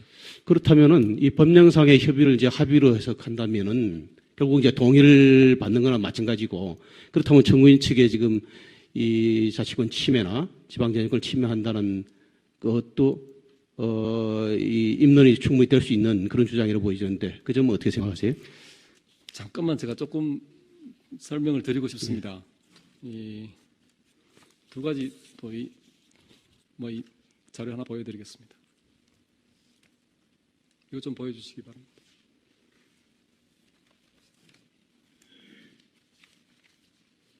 사회보장 기본법에 지금 그냥 협의 조정 절차를 그냥 아주 간략하게 그냥 그림으로 그려보면 이런 겁니다. 지금 이게 이제 네. 이 부분이 협의 절차고 이 부분이 조정 절차인데, 협의가 성립하면은 이제 합의가 이루어진 겁니다. 그에 따라서 가부간의 일이 처리되는 거죠. 협의가 불성립되면은 이제 조정 절차로 들어갑니다. 조정 절차에서 해서 어떻든 절차를 거쳐가지고 최종적으로는 조정안이 나오도록 그렇게 되어 있습니다. 다음 하나 더 보여드리겠습니다. 말씀드렸듯이 이게 조금 그렇습니다. 네. 이게 좀 잘 보이실지 모르겠습니다만은 이게 제도가 시행된 건 2013년부터입니다. 그래서 아직 사건이 많지는 않은데 지금 현재 이 협의 건수가 지자체 중앙 다 합쳐서 여기 있는 것처럼 838건이 있습니다. 그 중에서 여기 요 노란색 부분이 협의 성립 부분입니다. 협의 성립 부분을 보면은 733건 협의가 성립됐는데 그 뒤에 보면은 동의가 625건, 그다음 부동의가 83건 해가지고 이게 협의가 성립됐다고 해서 다 지자체가 원래 원하는 사업들을 하는 건 아닙니다. 부동의 되어서 결국 안 하는 것으로 끝난 것도 안 하는 기로 이제 협의가 성립한 거죠. 근데 통계적으로 이 밑에 제가 보면은 지금 이 부분을 제가 한번 읽어보면은 거의 모든 지자체들은 복지부와 협의 결과를 수용하고 있으며 지자체 원안에 대한 복지부의 동의율도 85% 이상입니다. 그러니까 지금 이 부분에 대해서 지금 청구인인 서울특별시나 성남시에서는 많은 문제를 제기를 하시지만은 실제 3년간의 이 통계를 보면은 지자체가 청구한 대로 85%는 협의 절차에서 소송까지 안 가 협의 절차에서 복지부가 그대로 원하는 대로 동의를 해준 겁니다. 나머지 부분은 이제 부동의해서 결국은 못하게 된 것도 있고 못하게 되는 것도 협의가 성립 안 하는 걸로 협의가 성립한 거죠. 또 조정해서 대안을 공고하거나 이렇게 해서 처리된 것도 있는 겁니다. 이런 부분에 대해서 청구인께서 뭐 지방자치권의 본질적인 침해다 뭐 이렇게 주장은 하실 수 있겠지만은 현실은 놓고 보면은 반드시 그런 것은 아니고 좀 제가 느끼기에는 그 지방자치권, 지방재정권 이런 부분에 대해서 좀 과도하게 그 주장을 하시는 거 아닌가 싶습니다. 예, 이상입니다. 예, 이어서 그 질문을 드리면은 아까 그 사회보장기본법에 협의 조정은 결국은 이 사회보장제도의 어떤 통일성을 기하기 위한 그런 한목적성 통제인데 예. 그게 이제 자치권의 어떤 본질을 침해해서는 안 된다는 그런 주장 아니겠어요? 예. 예, 그런데 결국은 이제 이런 부분들이 이 예산을 단순히 이제 조정하는 정도에 그치질 않고 본질적으로 이제 정책을 이제 수행을 못하게 하는 이 근원적인 이제 그런 기능을 발휘한다면은 결국은 이제 이 지방자치권을 보장한 거하고 이 상치되는 것이 아니냐라는 그런 주장인데 그걸 원래 사회보장기본법의 취지가 협의라고 되어 있는 것을 합의라고 해석하는 것은 결국은 지나친 해석이 아니냐라는 그런 지적으로 보여지는데 그 부분에 대한 제 대답은 이렇습니다.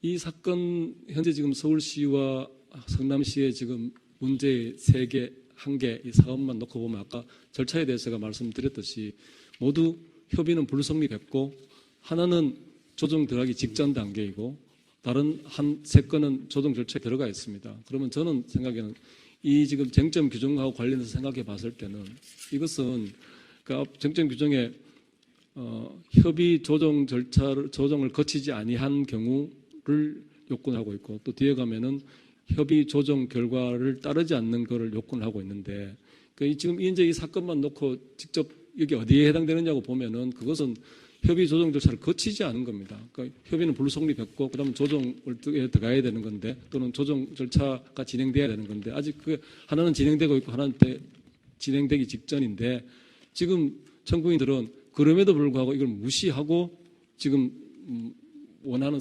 복지 제도를 지금 운영하고 계신 거죠. 그런 점이 이제 문제가 있다는 겁니다.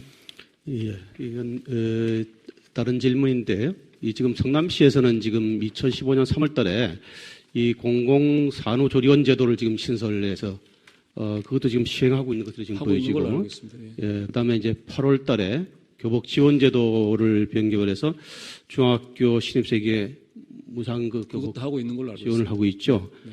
근데 이거는 이 사회보장기본법에 의한 협의 조정 절차를 지금 거친 겁니까? 일부는 지금 거친 걸로 보이지는데. 그러니까 보고 말씀드렸듯이 협의 절차는 거쳤는데 협의가 불성립되었고 이제 조정 절차가 진행 중입니다. 그 조정 절차를 거치고 있는 중이죠. 예.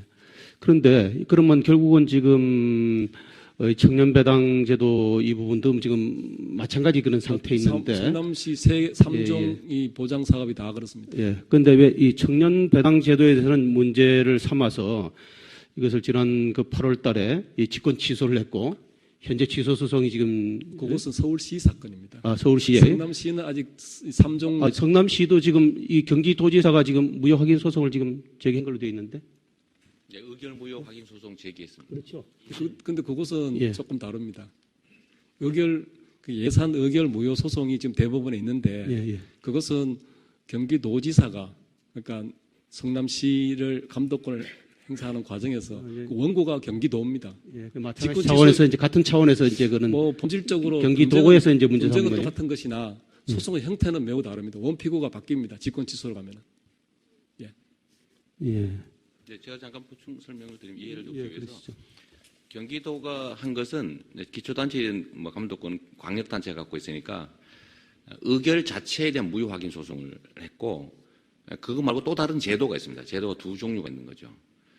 취소할 수도 있는데 경기도는 취소까지는 하지 않았습니다. 지금 광역 서울시에 대해서는 보건복지부가 의결 무효 소송은 또 하지 않고 취소 소송을 한 겁니다. 참 취소를 한 겁니다. 서울시 소송 수행자 예.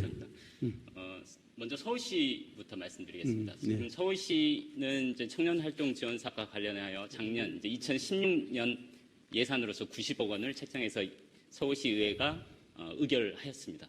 그에 대해서 행정자치부가 그 예산안 의결이 협의조정 절차를 거치지 않은 상태에서 예산의 사전 절차를 거치지 않았다는 이유로 해서 예산안 무효 확인을 구하는 소송을 제기한 상태입니다.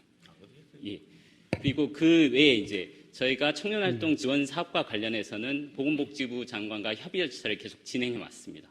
진행한 이후에 아까 정부 대리인께서 시청구인 대리인께서 말씀하신 것처럼 협의 부동의의 의견을 저희가 받은 상태이고 조정 절차를 거치기 전에 저희가 사업을 시행했습니다. 그 시행에 대해서 보건복지부 장관이 지방자치법에 따라서 그에 대한 직권 취소를 내렸고 저희도 역시 지방자치법에 따라서 보건복지부 장관의 직권 취소에 대한 취소를 구하는 소송을 제기한 상태입니다. 네.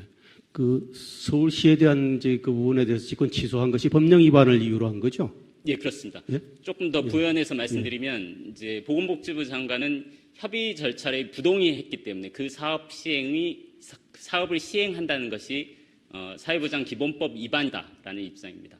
이에 반해서 서울시의 입장은 사회보장 기본법에서 정하고 있는 것은 보건복지부 장관과 협의를 하고 협의가 이루어지지 않을 때에는 사회보장위원회에서 조정을 하며 조정의 결과를 반영하여 사회보장 제도를 운영 또는 개선해야 한다라는 것이 사회보장 기본법의 문헌 그 자체입니다.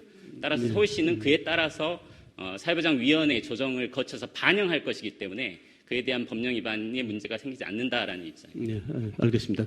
그래서 이제 법령 위반을 전제로 해서 맞습니다. 예. 그 소송에서는 법령 위반의 전부가 핵심 쟁점입니다. 예, 그래서 취소를 했고, 네, 맞습니다. 그게 이제 앞으로 이제 문제가 되면 이제 과다 지출 부분이 성립이 되면은 이제 감액을 할 수도 있는, 그렇습니다. 명령할 수 있는 네. 그런 상황이라는 그렇습니다. 거죠. 예.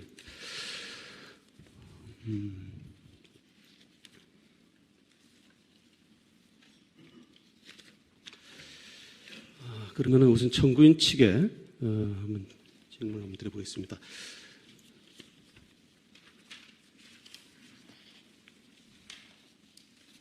이 지금 청구인 측은 이 사회보장기본법의 규정 내용이 이것이 지금 이 협의 조정을 거치도록 하고 있지만은 그것이 이제 이 사실상의 실질적인 이제 협력을 하는 이제 그런 조항 정도로 해석을 하고 그것을 그 절차상에 이제 그 다소 문제가 있다 하더라도 그것이 법령 위반은 아니다라는 그 지금 대전제를 지금 하고 있는 거죠. 예. 그런데 지금 아까 얘기했던 그 이제 교복 지원 제도하고 공공산후 조리원 제도 그 부분도 이제 마찬가지 입장에서 지금 강행하고 있는 그런 상황입니까? 아니면은 제가 잠깐 말씀드리면 예. 지금 현재 그 협의 조정 제도를 정부에서 시간을 끌고 있기 때문에 실제로 시행을 그 절차를 존중하는 시행을 할 수가 없게 됩니다. 지금 아마 피청군 인정하시겠지만 조정을 위한 사회보장위원회는 제가 보기엔 한 차례도 열린 일이 없는 것 같습니다. 이런 문제로. 지금 저희가 작년 3월에 이걸 협의를 시작했는데 지금 1년 6개월이 된 상태에도 진 적이 없습니다. 그래서 실제로는 이걸 못하게 되는데 정부에서 동의 안 하면 위법이다 이렇게 단정을 하고 저희한테는 교부금 감액을 하겠다라고 지금 시행령까지 만들었기 때문에 저희는 정부에서는 이 끝까지 아마 동의하지 않을 거다라고 볼 수밖에 없는 상태입니다. 지금 지금도 실제 진행은 전혀 되지 않고 있어서 정부의 이 반대라고 하는 것은 협의에서 반대 의견을 낸 정도로 저희는 생각하고 법 문헌이 그렇기 때문에 이거는 좀 위법은 아니다라고 판단하고 시행하고 있습니다.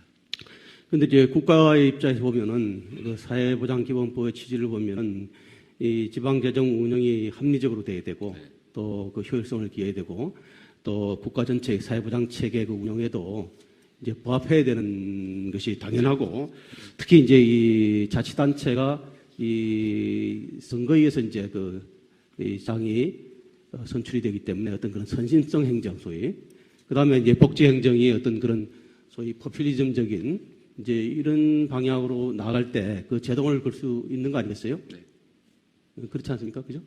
그러니까 제동을 거는 것도 가능하고 정부가 아무런 통제권을 행사하지 말아야 된다는 것은 아닙니다. 당연히 이제 조정할 수 있는데 이 사회보장기본법도 법 취지가 중복과 누락을 막기 위해서 있다고 법 문헌에 되어 있습니다. 그러니까 정부에서 하고 있는데 뭐 또 더 주기 위해서 말한다든지 이런 건 옳지 않다는 것이고 다만 지금 이 사회보장법의 취지는 또 협의해서 스크린 좀 하고 조정하자. 그러니까 너무 과하지 않게 라는 의미인데 이런 법률 조항이 몇 군데 있습니다. 그러니까 협의해야 되고 아니면 중앙정부가 하는 것을 따라야 된다가 아니라 반영해야 된다는 조항이 가끔 발견되는데 대표적으로 공기업 이전 특별법이라든지 뭐 보금자리 특별법 이런 법률들을 보면 해당 토지 지역에 대한 무슨 건축허가, 도시계획, 용도, 토지 용도 등에 대해서 중앙정부가 결정하면 이를 반영해야 된다라는 조항이 꽤 많이 발견됩니다.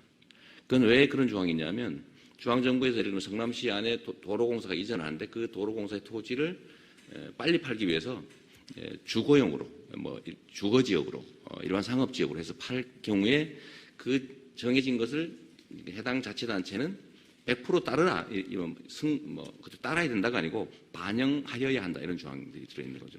그거는 정부의 방침을 일부 관철하되, 그렇다고 정부가 일방적으로 100% 통제권을 갖게 되면 지방자치라고 하는 게 부인되니까 중간 절충적인 형태를 취했다고 저는 판단됩니다. 그래서 말씀하신 것처럼 자치단체들이 소위 포퓰리즘적인 복지정책을 함부로 마구 시행할 경우에 통제장치가 있어야 되지 않느냐. 통제장치가 없는 게 아니라 첫째로는 의회의 통제가 있습니다. 지방자치단체 하나의 정부이기 때문에 의회라고 하는 통제 시스템이 작동하고, 두 번째는 위법인 경우에는 상급단체의 시정 지시가 가능하고, 또 세 번째로는 재정의 한계 때문에 무한대로 복지정책을 할 수가 없습니다. 아까 말씀드렸던 것처럼 일반적인 오해에 성남시는 돈이 많으니까 하지 않냐 하지만 1인당 배정된 예산은 다른 자치단체보다 더 적은 경우도 있습니다. 안산이 더 많습니다. 안양 이런 데하고 좀 비슷하고 이런 점들이 있는데, 자율권을 부여하면 필요한 곳에 필수 비용을 최대한 아껴서 아낀 만큼 독자적인 사업을 하게 하는 게 지방자치를 하는 본질적인 이유라고 저는 판단합니다. 그런데 이 부분에 대해서 통제 권한을 지나치게 계속 확대하고 있는 것이 문제인 것이죠.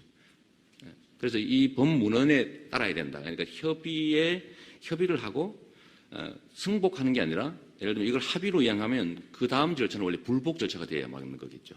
그런데 협의이기 때문에 당사자 간 협의가 안 되니까 약간 제3자적 입장에 있는 사회보장위원회가 안 되는 협의를 조정해 주겠다.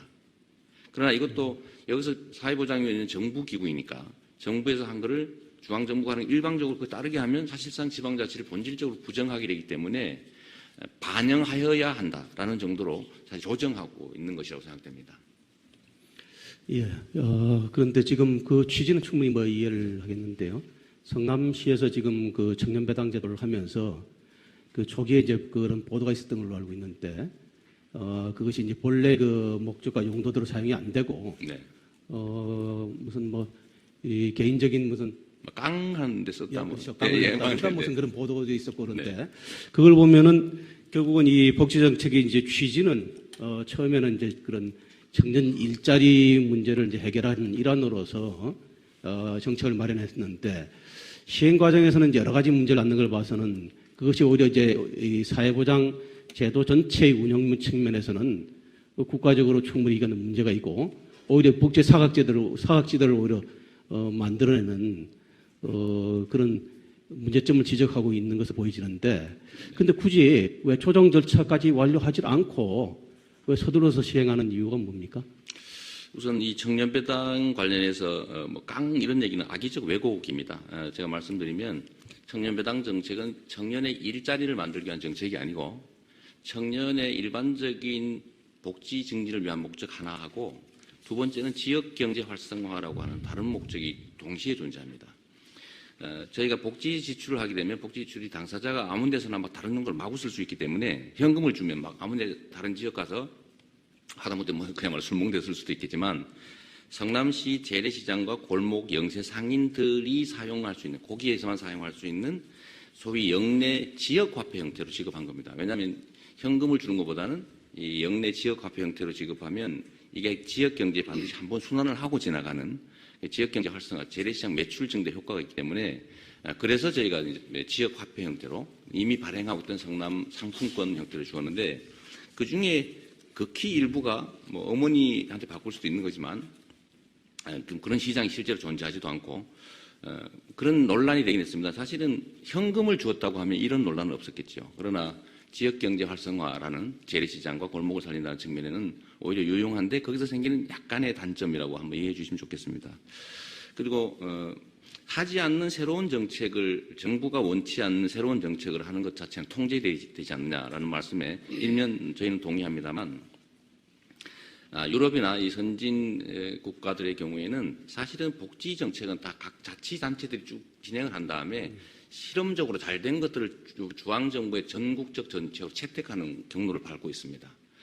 그런데 지금 우리나라처럼 중앙정부가 모든 복지 정책은 균등하게 하겠다고 하는 것은 해당 지역의 특성에 따른 독자성이라고 하는 것을 사실은 좀 부인하는 방향으로 가고 있는 거 아니겠습니까?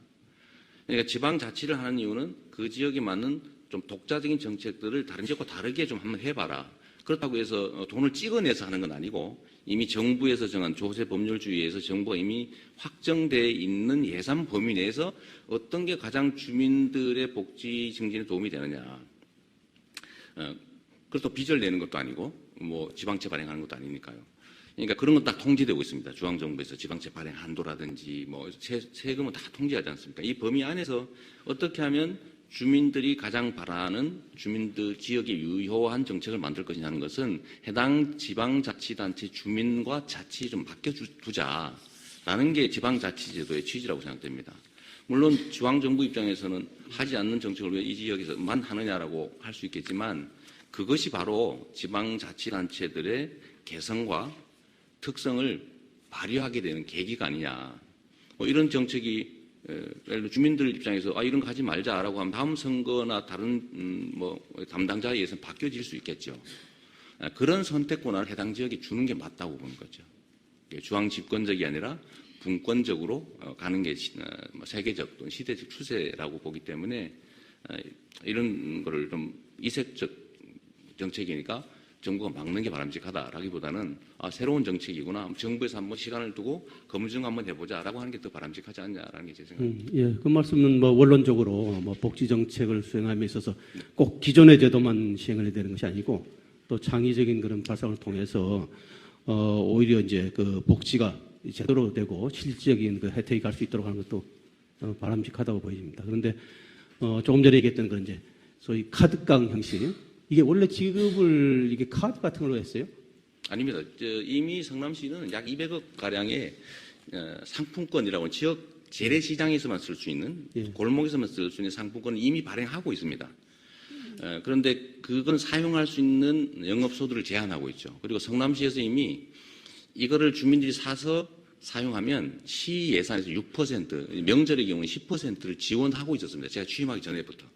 그걸 왜 그렇게 하냐면 해당 지역에서 실제로 아주 극단적으로 얘기하면 10% 할인받아 사가지고 5%에 팔 수도 있죠. 왜냐하면 1인당 구매 한도를 정해놨습니다. 그런 부작용이 있긴 합니다. 실제로 저희가 그런 사례를 하나 찾아내기도 했습니다. 저희가 단속을 하니까요. 그래서 이번에는 10%는 너무 많다고 해서 명절 할인을 줄였는데 그건 이미 제가 취임하기 전에 전임 정부가 하던 거긴 하지만 이게 효과가 꽤 있었습니다. 있어서 신규의 현금성 복지 정책을 할 경우에는 받는 사람이 좀 불편함을 감수하자라고 해서 지금 산후조리비 지원도 상품권으로 하고 지금 요즘은 최저임금을 넘어서는 생활임금, 최저임금 너무 적다, 먹고 살 수가 없다 그래가지고 해서 그걸 넘어서는 생활임금까지의 요 차액도 성남시의 경우는 조례를 만들어서 최저임금에 해당되는 건 현금으로 받고 최저임금을 넘어서는 것은 상품권으로 준다, 지역상품권으로. 그래서 이 정책 계속 확대하는 중입니다. 그래서 이거를 왜 현금을 안 주고 상품권을 줬냐. 그래서 그 불편함을 느끼는 극단적 소수의 사례에서 그걸 현금으로 즉시 바꿔 쓰기 위해서 좀 싼 값으로 바꾸지 않냐라는 뭐 이 부작용일 수도 있습니다. 그러니까 현금을 줬을 경우는 어떻게 했습니까? 어디 부산 가서 도박장에 있을 수도 있는 거죠. 그래서 오히려 그거는 뭐 권장할 바인데 약간의 부작용이 있다 이렇게 한번 봐주시면 좋을 것 같습니다. 그 전통시장 상품권으로 이제 줬다는 거죠? 그렇습니다. 그 액수가 얼마나 됩니까? 네? 지금 저희가 기존에 발행자등이 한 100몇십억 정도였었고요. 예, 1인당은 얼마 돼요? 청년 1인당? 지금 이제 청년배당은 1년에 100만 원을 저희가 한 해 동안만 24세만 1년 동안 100만 원으로 했는데 분기에 원래 25만 원을 지급하기로 계획되어 있었습니다만 이 제재 조항 때문에 혹시 제재가 실행되면 그만큼 깎여서 시의 재정에 손실이 올 수 있다. 그러면 받는 사람이 부담하자고 해서 절반 12만 5천 원씩 분기별로 4회 지급하고 있습니다. 분기별로 4회에서 네, 12만 5천 원씩 해서? 네. 예. 그러면 지금 이 언론에 보도된 카드깡이라는 거는 그거는 좀 어디 왜곡돼 실제 있다는 사례는 것이 아니었고 뭐 좀 얘기하기 좀 그렇습니다만 그 보도에는 많이 나왔습니다만 그 소위 일간 베스트라고 있습니다. 일간 베스트 저장소라고 말씀하는 데서 이 편집해서 만든 겁니다. 나중에 확인이 됐습니다. 아까 그 부분에 대해서는 답변이 없으셨는데 이게 서둘러서 조정 절차를 완료를 안 하고 시행을 한 이유는 특별한 이유가 있습니까? 이게 이제 저희는 그러니까 이미 이 예산을 편성하기 전 단계, 예산 편성 전 단계 3월부터 이 협의를 시작했는데 다른 건 6월 정도부터 했습니다. 6월 8일 했는데 되고 안 되고 결론이나 이런 것들 빨리 내주면 좋은데 전혀 지금까지도 결론이 나지 않고 있습니다. 그러니까 결국은 지방자치단체 입장에서는 중앙정부에서 이 조항을 이제 동의 조항으로 해석하고 이거에 위반되면은 위법하다라고 해석하면 정부에서 반대하는 일체 복지 정책을 못하는 상황이 발생할 수 있기 때문에 옳지 않다고 판단했고 나름대로 집행이 시작되기 전 단계에 최선을 다해서 저희가 협의를 했습니다만 중앙정부에서는 최종 결론을 내지도 않고 또 낸다고 해도 뭐 계속 조정 결자를 밟고 있고 조정 결정이라도 뭐 사회복지위원회, 사회보장위원회에서 열리면 원래 거의 저희가 참석할 수 있게 돼 있습니다. 참석해서 발언할 수도 있는데 그런 거라도 있으면 모르겠는데 계속 너무 지연되기 때문에 결국은 정부의 이 절차를 그냥 액면대로 조정 절차 끝난 다음에 하려고 하면 못하는 상황이 발생할 수 있다고 판단했습니다. 네. 이미 예산은 편성되고 조례도 통과되고 그러니까 만약에 이걸 정부에서 통제하기로 마음먹었으면 조례 통과될 당시에 조례를 사실 뭐 이렇게 불승인한다든지 그런 절차는 있거든요. 이 조례가 위법하다라고 하면 그 조례를 안 했으면 아예 못했을 텐데 조례에 대해서도 뭐 이의 절차는 없었고 또 예산도 통과됐고 그렇다고 정부에서 협의를 안 해준다는 이유로 편성된 예산을 집행하지 않고 그냥 가지고 있을 수는 없었습니다. 예, 우리 피청구인 측에 조금 전에 우리 청구인 성남시 시장께서 말씀하신 그 부분에서 이 절차가 이렇게 지연되고 있는 특별한 이유가 있어요? 그것까지는 저도 파악을 못 하고 있습니다. 근데 아까 제가 보여드렸던 표 한 번 더.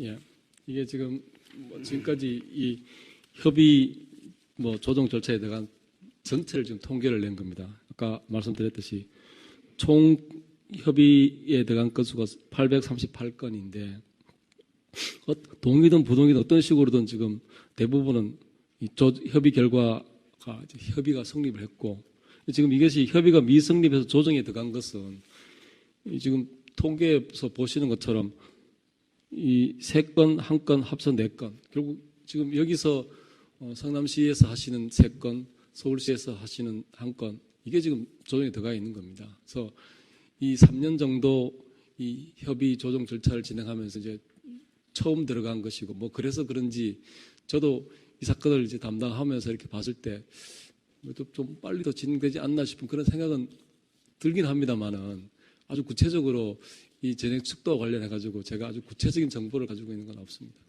근데 정책이라는 것이 그 타이밍을 놓치면은 그것이 효과가 반감이 되고 또 경우에 따라서는 여러 가지 부작용을 낳게 될 수 있잖아요. 그런데 이 지금 청년 배당 제도의 경우에도 지금 1년 정도 이미 경과가 됐고 그 전에 공산호조리원 제도나 교복지원 제도는 1년 6개월이 돼 있는데 그렇게까지 이 협의 조정이 지연된다면은 자치단체로서는 이 정책 수행하는데 여러 가지 그 어려움이 많을 것으로 보여지는데 제가 그냥 피상적으로 안다기보다 생각하기로는 이 사건 같은 경우에 성남시도 그렇고 서울시도 그렇고 협의 절차 또는 협의 불성립되는 그런 단계에서 일방적으로 제도를 시행해버리고 이러니까 중앙정부에서도 그 부분과 관련해가지고 고민이 저는 많을 거라고 생각하고 또 아까 재판장님 말씀하신 것처럼 이걸 둘러싸고 대부분의 예산 결의 무효 확인 소송도 들어가고 또 직권 취소하니까 또 직권 취소 소송도 들어가고 또 그 소송들에 대해서 사실은 다 소송에서 다 집행정지 신청도 되어 있습니다. 이런 식으로 얽히고 설켜서 복잡하게 된 것이 또 더 절차 진행과 관련해가지고 어떤 영향을 미치지 않았는가 생각을 하는데 이 끝나고 나서 제가 한 번 더 확인해보고 또 구체적인 정보가 있으면 서면으로 보고를 해드리도록 하겠습니다. 예, 구체적인 경과에 관한 자료나 이런 것들 좀 하겠어요. 왜냐하면 일제히 이 부분에 대해서 법령 위반이다 하면 명시적으로 왜 안 된다는 그 이유를 적시해가지고 통지를 하고 그래서 자치단체로서는 다른 대안을 마련하든지 그 적절하게 대응을 할 수 있도록 하는 것이 좋을 것 같은데 무작정 지금 이 조정 절차 자체도 지금 계속 길어지는 형태는 바람직하지 않은 것으로 그렇게 보여져요. 예, 근데 한 가지 말씀드리고 싶은 건 여기서 지금 이 문제의 4건이 이제 협의 절차, 조정 절차에 들어가 있는데 그 복지 사업 자체가 그 자체가 가령 현행 법에 바로 위반되면은 뭐 쉽게 막았겠지요. 제가 파악하기로는 그건 아닌 듯하고 그 복지 사업을 하는 것 자체가 바로 법령 위반이 되는 건 아닌 것 같고 여기서 법령 위반이 문제되는 것은 사회보장기본법에 정해진 그런 협의 조정과 관련된 중앙정부와 지방정부, 지방정부에 대해서 뭐 그렇게 협의 절차를 진행한다든가 또는 일정 부분 통제한다든가 하는 그런 부분과 관련된 절차적인 법령 위반이 아닌가 싶습니다. 예. 저번에 제가 좀 잠깐 말씀드리면 지금 이 협의를 내부 지침, 중앙정부 복지부의 내부 지침에 의하면 60일 안에 협의를 최종 해야 된다고 되어 있습니다. 그런데 저희 산후조리비 지원 문제만 하더라도 작년 3월에 해서 이게 지금 부진하다가 그 기간을 다 어겼고 그다음에 최종적으로 아니다 결론 난 다음부터도 지금 1년이 넘도록 사회보장위원회가 열리지 않고 있어서 지금 정부는 복지부가 반대하는 것은 하지 말자. 하지 못하는 게 맞다 이런 태도를 가지고 있는 것 같습니다. 그러니까 그걸 무제한으로 기다리면 실제로 말씀하신 것처럼 편성된 예산을 집행할 기회도 없고 계획도 무제한 미뤄지고 사실상은 정부가 반대하는 것은 지방자치단체 일치 못하는 그런 상황이 될 수 있다는 겁니다. 그러시죠, 뭐. 예.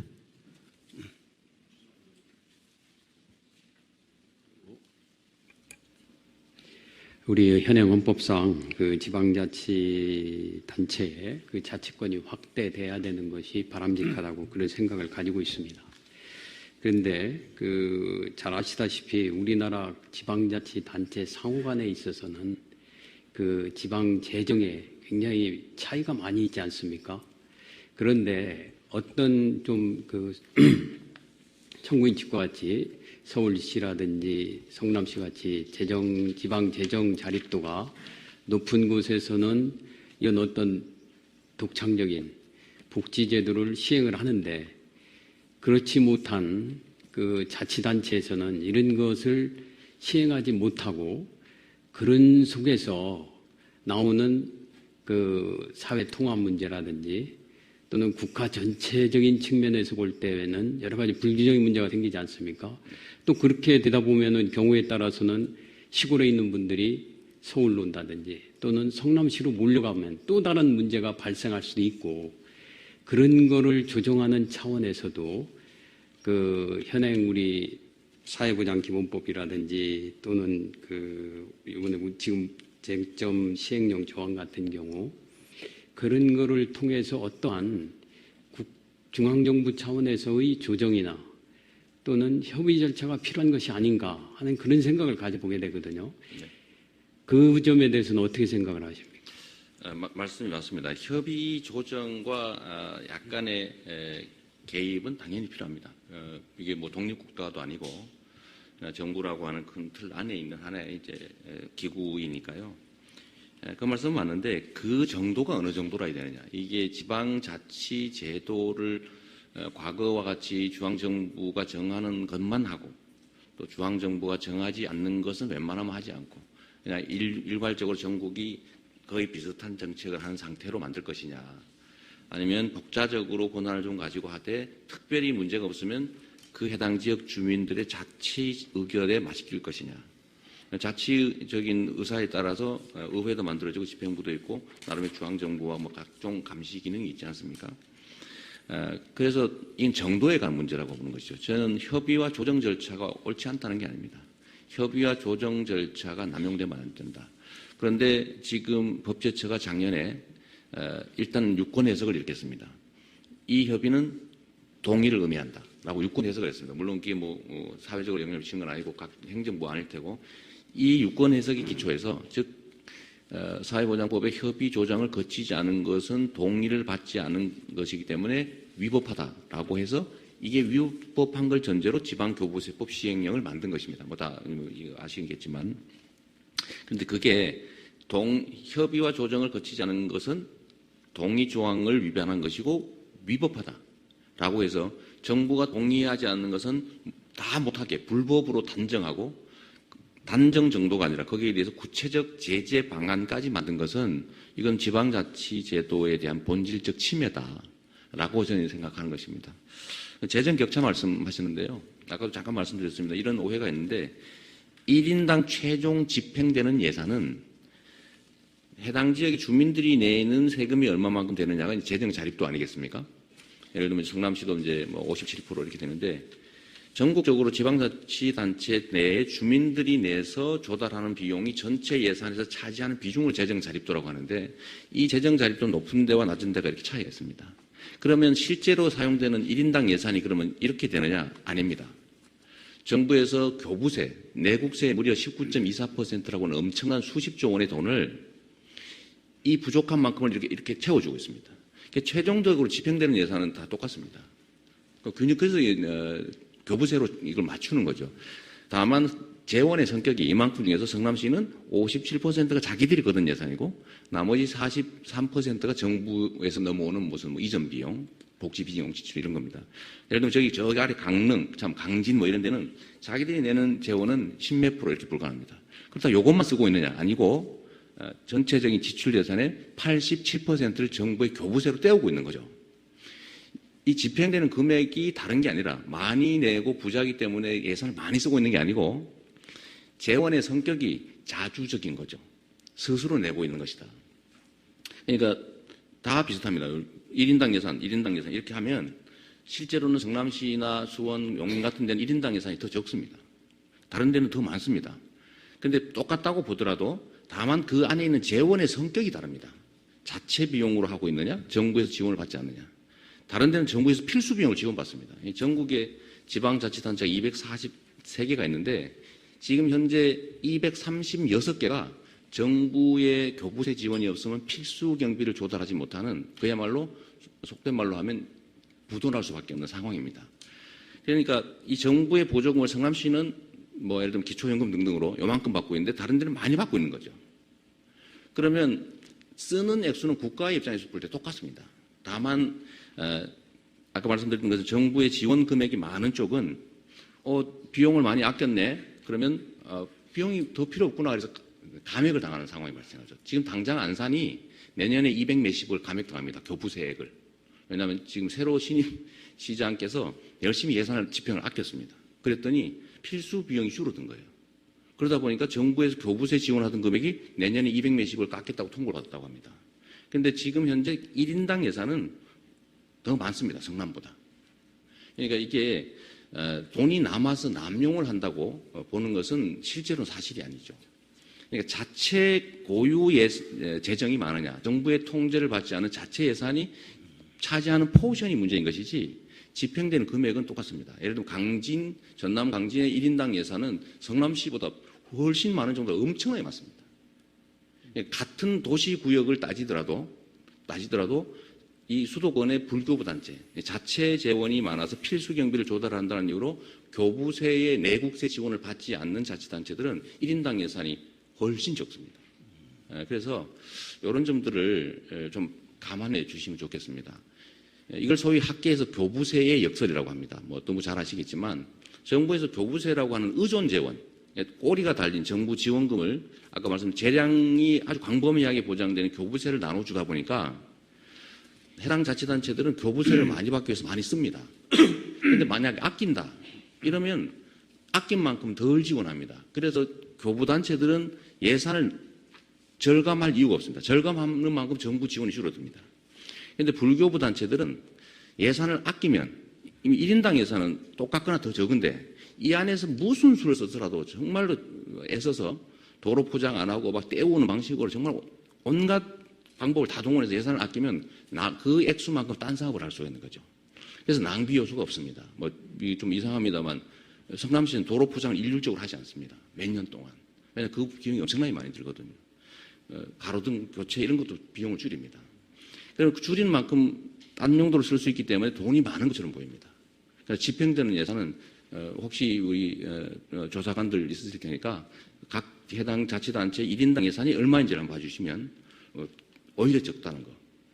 그 점 좀 제가 꼭 말씀드리고 싶고 다만 이게 가능한 이유는 정부의 통제가 없는 대신에 자율권을 가지고 있는 예산이 그 폭이 많기 때문에 그 폭에서 어떻게든지 아껴서 새로운 정책을 주민들의 인기를 얻기 위해서 그게 지방자치 본질 아닙니까?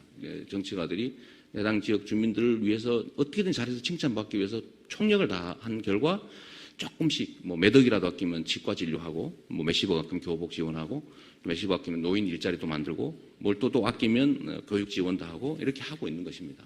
그래서 남는 걸 가지고 막 많이 써서 다른 지역과 격차가 발생해서 위화감이 생기면 어떻게 하느냐 할 게 아니라 이미 지출하고 있는 이 재원의 성격을 바꿔줘야 됩니다. 그러니까 제일 좋은 방법은 정부에서 교부세를 지금 거의 재량으로 막 수백 항목에 해당되는 평가 항목을 가지고 막 주었다 뺐었다 마음대로 할 수가 있겠습니다. 이걸 법정화해야 됩니다. 법정화해서 각 해당 자치단체들이 내국세의 19.24% 정해져 있는 것을 인구, 뭐 도로율 등등등등 해서 기준을 해가지고 법정으로 딱 정해놓으면 재량이 없지 않습니까? 그럼 정부 눈치를 볼 필요가 없게 되죠. 그리고 아끼면 딴 데 쓸 수 있게 된다. 그러면 실제로 예산 집행이 매우 효율화되고 효율화되면 그만큼 엄청난 금액이 생겨납니다. 성남시가 1조 5천억에서 6천억 정도 일반 회계 예산을 집행하는데 제가 취임하기 전에는 1년에 딱 임기 4년 동안 무려 7,285억 부채를 만들어놨습니다. 그 정부 승인을 받을 수가 없으니까 무슨 특별회계 있던 이런 돈을 막 쓰거나 아니면 시청 청사 부지 매입 대금을 외상으로 깔아놓는다든지 뭐 이런 방식으로 7천 몇백억을 남겨놨는데 똑같은 예산을 가지고 제가 취임해서 3년 6개월 만에 현금만 줄인 게 4,572억입니다. 똑같은 살림을 가지고 그 사이에 무슨 세금이 많이 늘거나 뭐 이런 거 아닙니다. 그러니까 그 차이는 거의 조 단위의 차이가 나죠. 이 낭비 요소가 엄청나게 많은 겁니다. 일반 회계 예산에 저희가 7% 평균적으로 따져보니까 7% 정도를 줄였던데 그러니까 한 2,300억 정도. 근데 이걸로 3년 6개월간 부채 4,572억, 지방채 1,200억에서 갚고 2014년부터 본격적으로 한 것들이 예를 들면 그걸로 다시 옛날처럼 그 도로 포장하고 이런 쓸 필요는 없으니까 그걸로 조금씩 전환을 한 겁니다. 일부에서 의심하는 것처럼 청년 인기 얻기 위해서 노인이나 뭐 사회적 약자나 장애인 이런 거 복지 정책 해야지 왜 거기 쓰냐 하는데 사실은 그 이전에 이미 장애인 복지라든지 사회취약계층, 노인 일자리, 보육 복지, 출산 복지, 교육 지원 이런 것들 이미 다 하고 또 거기서 더 추가적으로 더 쥐어짜고 또 약간의 추가되는 세원들이 발생하니까 그 기존의 필수 경비를 늘리지 않고 복지 정책을 늘린 게 이번에 문제된 마지막 단계의 그 세 개입니다. 이게 겨우 이제 200억 정도인데 성남시 예산이 일반 회계 지출 예산만 연말 정도 되면 1조 6천억입니다. 그러니까 이 200억은 사실 큰 돈이 아니죠. 솔직히 중앙정부 예산도 마찬가지 아니겠습니까? 조금만 마음 쓰고 아끼면 충분히 할 수 있는 일이거든요. 그래서 그 점을 좀 그런데 이제 성남시가 뭐 그렇다는 건 아니고요. 혹시라도 있을지 모르는 그 포퓰리즘적인 성격의 그런 정책이 시행될 때 그거를 억제하기 위해서는 지금 사회보장 기본법이라든지 또 지금 있는 지방교부세법의 그런 조항들이 어떠한 규범력을 갖고서 작동하는 것이 좀 맞다고 생각하십니까? 어떻다고 생각하십니까? 저는 그런 통합 조정 역할이 필요하다고 생각합니다. 과도하거나 이럴 경우에. 그리고 정부에서 이것은 너무 지나치다라고 반대를 한다는 것 자체가 예를 들면 여론에서 상당히 큰 영향을 줄 수 있습니다. 정부가 반대한 그러면 이제 시선이 집중될 테고 또 다른 반대 의견들이 힘을 받을 테고 그리고 정부에서 이거 반대입니다. 하지 마세요. 또 우리는 반대입니다. 그랬더니 조정 절차에 넘어갔다니 최종적으로 정부는 끝까지 동의하지 않았다. 그럼 이제 논쟁이 될 테고요. 그리고 반영해야 한다. 이런 조항도 있으니까 반영해야죠. 반영도 안 하고 마음대로 하면 되겠습니까? 반영의 비율이 얼마냐 그러면 그런 것들은 이제 약간 판단의 차이가 있겠지만 그런 건 해야 된다고 생각합니다. 그러나 이것을 아까 제가 좀 다른 말씀으로 중앙정부 특히 이 정부에서 최근에 각종 시행령을 만든다든지 또는 중앙정부의 부담 지방자치단체에 아무 근거 없이 떠넘긴다든지 또는 아까 말씀드렸던 공사비를 표준 품셈에 의해서 더 비싸게 줘라 이런 법에 어긋나는 예규를 만들어 시행을 한다든지 전국의 자치단체들이 지금 아마 여기도 계류 중인 사건 같은데 시행하고 있던 1,500개에 가까운 모든 독자적 복지 정책을 일괄로 폐지하라고 지시를 한다든지 또는 마지막 단계로 정부가 동의하지 않는 신규의 복지 정책은 일체하지 못하게 막는다든지 이런 것들은 사실은 지방자치제도를 본질적으로 부인하는 것에 가깝다. 저희가 그렇게 생각하는 겁니다. 통제를 받지 않아야 된다는 게 아니라 그 통제의 강도가 또 의도가 너무 지나치다라는 게 저희 주장입니다. 잘 알았습니다. 예. 그 조금 전에 그 말씀하신 그 이 자치단체별로 예산 집행상의 그 어떤 그 비교 네. 그 자료를 구할 수가 있겠습니까? 저희가 만들어 보겠습니다. 네. 예. 그럼 그걸 각 추가로 자치단체 1인당 예산이라든지 예, 예. 또 비슷한 도시지역 1인당 예산이나 또 그 예산의 중에서 예를 들면 자체 예산과 이제 의존 재원 비율이라든지 이런 것들 저희 표를 좀 만들어서 대리인 통해 제출하도록 하겠습니다. 예, 예. 그렇게 제출 좀 해주시죠. 예. 예. 그럼 끝으로 청구인들과 피청구인들께 최종 변론의 기회를 드리겠습니다. 청구인 성남시 그리고 청구인 서울특별시 순으로 각각 5분 이내 범위 내에서 변론을 해주시기 바랍니다. 예, 그렇게 하세요. 예.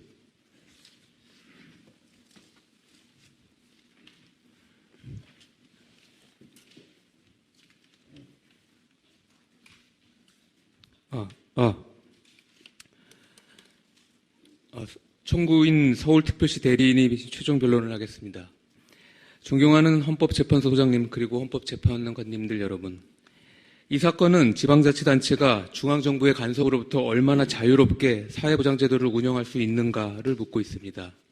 바꿔 말하면 자치단체가 운영하는 사회보장제도에 관하여 중앙정부가 다른 의견을 가졌을 때 지방교부세 감액이라는 수단을 사용하는 것이 헌법상 허용되는가라는 점을 묻고 있습니다. 청구인 서울특별시는 허용될 수 없다라고 주장하였고 지금까지 제시한 근거들은 크게 세 가지로 요약됩니다. 규제 수단, 규제 대상, 그리고 국민에게 미치는 영향이라는 것인데 이들을 간단히 정리함으로써 마무리 발언을 가름하도록 하겠습니다. 첫 번째로 교부세 감액이라는 규제 수단에 관한 것입니다. 이 사건 시행령은 지방교부세법에 근거합니다. 그런데 시행령은 법이 원래 정했던 것보다 더 쉽게 교부세 감액을 할 수 있도록 규정했습니다. 비용 과다 지출에 대한 별다른 심사가 없이도 곧바로 인정되도록 한 것입니다. 이 점에서 위법하고 이건 법과 시행령 문헌을 비교하면 명백히 확인됩니다. 그리고 법이 교부세 감액 사유로 규정한 지방자치단체의 법령 위반, 이 말은 제한적으로 해석해야 합니다. 확대해서 해석하게 되면 재정적 영향과 전혀 무관한 법령 위반들까지도 모두 통제하는 일반적 준법 통제 수단이 되어버립니다. 자치단체의 재정적 안정성 확보라고 하는 지방교부세법 본래의 입법 목적을 넘어서게 되는 것입니다. 자치단체의 일반적 법령 위반은 지방자치법 그리고 감사원법 등에 의해서 통제될 수 있습니다. 무엇보다도 이 규정은 지방자치제도가 우리 헌법상 문헌으로만 존재할 뿐 현실에선 아직 시행되지 못하던 1960년대 초에 도입된 제도입니다. 지금까지 약 50년의 세월이 흐르는 동안 헌법재판소의 여러 가지 헌법 해석이 쌓였고 지방자치제도 관련된 법령들도 개정됐는데 전체적인 방향은 지방자치권의 헌법적 의미를 확인하고 보장하며 확대하는 것이었습니다. 이러한 시대적, 제도적 변화가 반영되어야 합니다. 두 번째로는 자치단체의 사회보장제도 운영이라는 규제 대상에 관한 것입니다. 사회보장제도에 관해서는 사회보장기본법이 다른 법률에 우선합니다. 이 기본법은 사회보장제도를 수립하고 시행할 의무를 중앙정부뿐만 아니라 자치단체한테도 부여했습니다. 그리고 중앙정부와 자치단체가 독립적이고 대등한 관계에서 협력하라는 취지로 규정했습니다. 그런데 자치단체의 협의 대상인 복지부 장관, 조정을 담당하는 사회보장위원회는 모두 중앙정부 소속 행정기관입니다. 이 때문에 사회보장기본법은 이들의 의견이 자치단체의 의견과 다를 때 자치단체가 그 의견을 반영해야 한다고 했지 그대로 따라야 한다라고 하지 않았습니다. 그대로 따르라고 하면 중앙정부가 최종적인 결정권을 가지게 되고 자치단체는 그 결정된 사항을 집행하는 하급기관으로 전락하기 때문입니다. 다시 말하면 우리 사회보장기본법은 자치단체가 자기 관할구역 내에서 중앙정부의 의견과 어느 정도 다르게 사회보장제도를 운영하는 것을 처음부터 예정하고 있는 것입니다. 그럼에도 불구하고 중앙정부가 엉뚱하게도 지방교부세법을 이용해서 교부세 감액이라는 불이익을 준다는 것은 사회보장제도에 관해서 우선적 효력을 갖고 있는 사회보장기본법에 반하는 것입니다. 만일 불이익을 주고자 했다고 하면 사회보장기본법에 명시했어야 합니다. 마지막으로는 일반 국민에 관한 것입니다. 이 사건은 대통령과 시장들 사이의 권한쟁이지만 그 재판 결과는 국민에게 막대한 영향을 줄 것입니다. 이 사건에서 국민은 납세자이고 사회보장제도의 수혜자이고 또 지방자치단체를 통한 자치권자입니다. 먼저 납세자로서 국민은 국세의 약 20%에 해당하는 지방교부세가 낭비 없이 효과적으로 사용되길 바랍니다. 다음으로 사회보장제도의 수혜자로서 국민은 중앙정부와 자치단체가 다양하고 내실 있는 사회보장제도를 시행하길 바랍니다. 국민은 누가 사회보장제도를 잘 운영하느냐를 두고 중앙정부와 자치단체가 협력하는 동시에 경쟁하길 바랍니다. 그래야 국민에게 더 많은 혜택이 돌아가기 때문입니다. 마지막으로 자치권자로서의 국민은 자치단체를 구성해서 자기 지역의 사회보장제도를 직접 결정하고 운영에 참여하길 원합니다. 자기 손으로 자기 지역을 더 행복한 곳으로 만들려는 것입니다. 이런 주민들의 열망에 의해서 자치단체 하나하나가 더 행복한 곳으로 변화하는 것만이 나라 전체가 더 살기 좋은 곳으로 되는 가장 빠른 지름길이고 아마 유일한 길일 것입니다. 중앙정부가 사회보장제도 운영과 관련해서 자치단체와 의견이 다르다는 이유로 교부세를 감액하려고 시도하는 게 이것이 이러한 국민의 바람에 어긋나는 것이라 믿기에 서울특별시는 이 사건 심판 청구에 이르게 되었습니다. 존경하는 헌법재판소 소장님 그리고 헌법재판관님, 이제 마무리를 하겠습니다. 이 재판은 우리나라 지방자치제도와 사회보장제도의 발전에 있어서 중대한 전환점이 될 것입니다. 사회보장제도 운영에 있어서 자치단체와 뜻이 다를 때 중앙정부가 교부세 감액이란 수단을 사용하는 것이 헌법상 과연 허용되는가라는 물음이 이 법정에 제시되었습니다. 이에 대한 판단을 통해서 앞으로 중앙정부와 자치단체가 어떤 권한과 역할을 가지고 사회보장제도를 운영해 나갈지가 결정될 것입니다. 우리 헌법은 34조에서 국민의 인간다운 생활을 할 권리를 위해 국가가 사회보장제도 운영에 노력할 의무가 있다고 선언했습니다. 동시에 우리 헌법은 제117조에서 지방자치제도를 보장했습니다.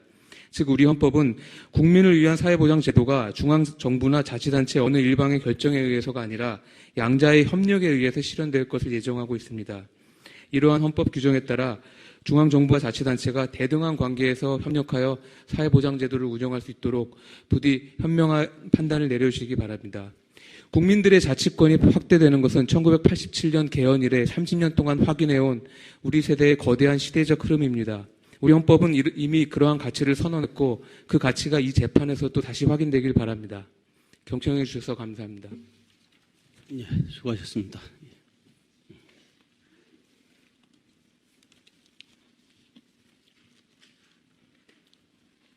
청구인 경기도 성남시 대리인 최종 진술 드리겠습니다. 피청구인은 청구인의 3건의 지방사회보장 사업들을 불수용하는데도 청구인이 정부의 뜻에 맞지 않게 그 제도를 시행하자 청구인에게 이 사건 심판조항을 신설 시행해서 재정 압박을 하고 있습니다. 청구인이 시행하고 있는 3건의 사업들은 국가 차원의 최우선 정책 대상인 저출산 대책으로 지역 주민의 요구에 맞게 설계된 것입니다. 청구인이 주민들의 뜻을 모아서 시행하고 있는 중학생 무상교복 지원 사업, 19세부터 24세까지의 비취업 청년들 중에 24세를 대상으로 한 취업 역량 강화를 위한 연간 50만 원을 지역화별로 지원하는 사업, 저소득층을 중심으로 2주간 무상 및 실비로 공적으로 산후조리 서비스를 제공하는 사업들로 100% 자체 예산으로 시행되고 있는 것입니다. 이 제도들은 중앙정부가 시행하지 아니하는 제도들이지만 주민들이 절대적으로 원하는 지역 맞춤형 저출산 정책이며 소예산도 전체 예산의 1% 정도에 불과해서 과다한 경비 지출이라고는 도저히 볼 수 없는 것으로 헌법상 청구인에게 보장되고 있는 자치권한 내입 사무들입니다.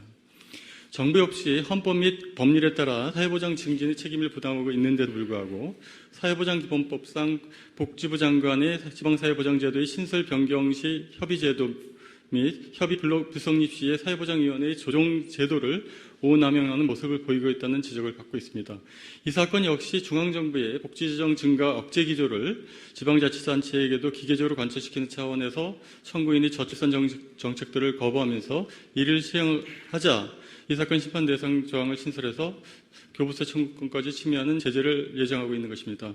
특히 피청구인이 제시한 자료들만으로도 봐도 그 협의 대상인 838건 중에서 83건이 부동이 돼서 그 제도가 폐기되는 상황이 됐는데도 불구하고 조정까지 간 것은 고작 서울시하고 성남시 4건밖에 없는 것입니다. 그 이유는 바로 정부에 대한 재정 의존도가 굉장히 크기 때문에 이 재정 의존도를 중앙정부가 오남용해서 이와 같은 사회보장기본법을 남용하고 있는 것으로 밖에 볼 수 없는 것입니다.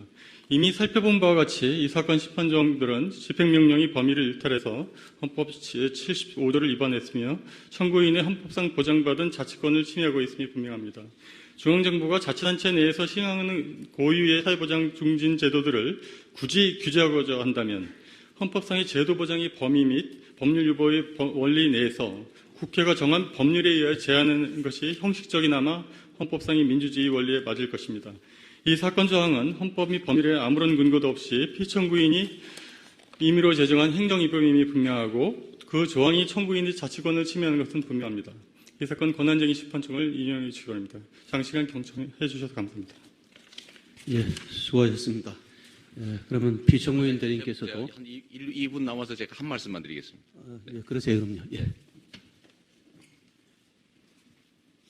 네, 우선 아까 통제가 필요하다 이런 말씀하셨는데 지금 성남시가 하고 있는 3개 정책 중에서 2개는 공약 사업이었습니다. 그러니까 성남시장 선거 당시에 주민들에게 제시한 핵심 공약 사업이었다는 것인데 만약에 이런 것들 정부에서 일방적으로 시장이 제시해서 시민들의 그 신임을 받고 채택한 정책이지만 중앙정부가 동의하지는 못한다라고 할 경우에는 실제로 선거 공약도 무의미하게 됩니다. 그 점을 한번 그 공약사항이라는 것은 공공산후조리원제도 산후조리 지원 그다음에 무상교복 이 2가지는 공약 사업이었습니다. 예, 교복 무상교복 네, 핵심 예. 공약이었습니다. 네. 예, 수고하셨습니다. 예. 네, 저는 이 자료를 좀 볼 수 있도록 해주시면 좋겠습니다.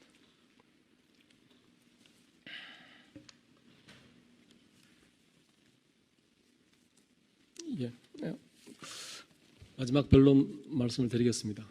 우선 핵심적인 내용으로서는 이 지금 시행령의 쟁점 기준과 관련해 가지고 피청구인은 이 지방교부세 감액 요건이 충족되려면은 그러니까 법령 위반과 비용 과다 지출이 동시에 만족하는 경우라야 한다는 말씀을 분명하게 드립니다. 예, 그런데 이 사건 권한쟁의 사건의 그 배경이 된 성남시와 서울시의 그 사회복지 사업을 놓고 보면은 지금 이 쟁점 규정에서 규정한 내용 중에서 그 협의 조정 절차를 거치지 않고 지금 사업을 하시는 겁니다. 그러니까 그 부분에 해당된다는 말씀을 드리겠습니다. 지금 이 표와 관련해 가지고 방금 청구인 대리인께서는 부동의한 경우가 너무 많다 이렇게 말씀하시지만 사실 통계표에서 지금 보는 것처럼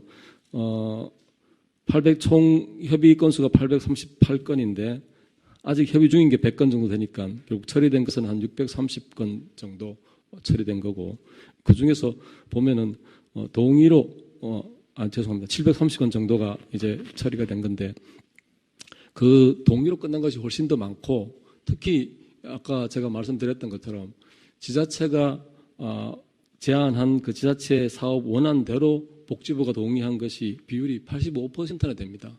이런 부분과 관련해 가지고 지금 정부인들께서 말씀하시는 그런 부분들이 저는 좀 과장된 주장이라고 생각합니다. 그 지방자치권의 제한이라든지 또 자치재정권의 제한 이런 부분과 관련해 가지고 좀 과장됐다는 말씀을 드리고 싶습니다.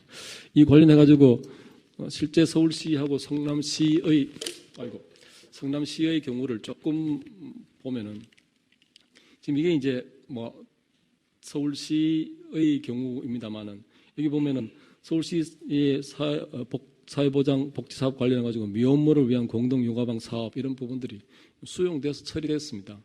근데 이제 지금 현재 그 협의가 불성립해 가지고 조정제도까지 가야 되는 사건이 이제 이게 한 건이라는 말씀을 드립니다.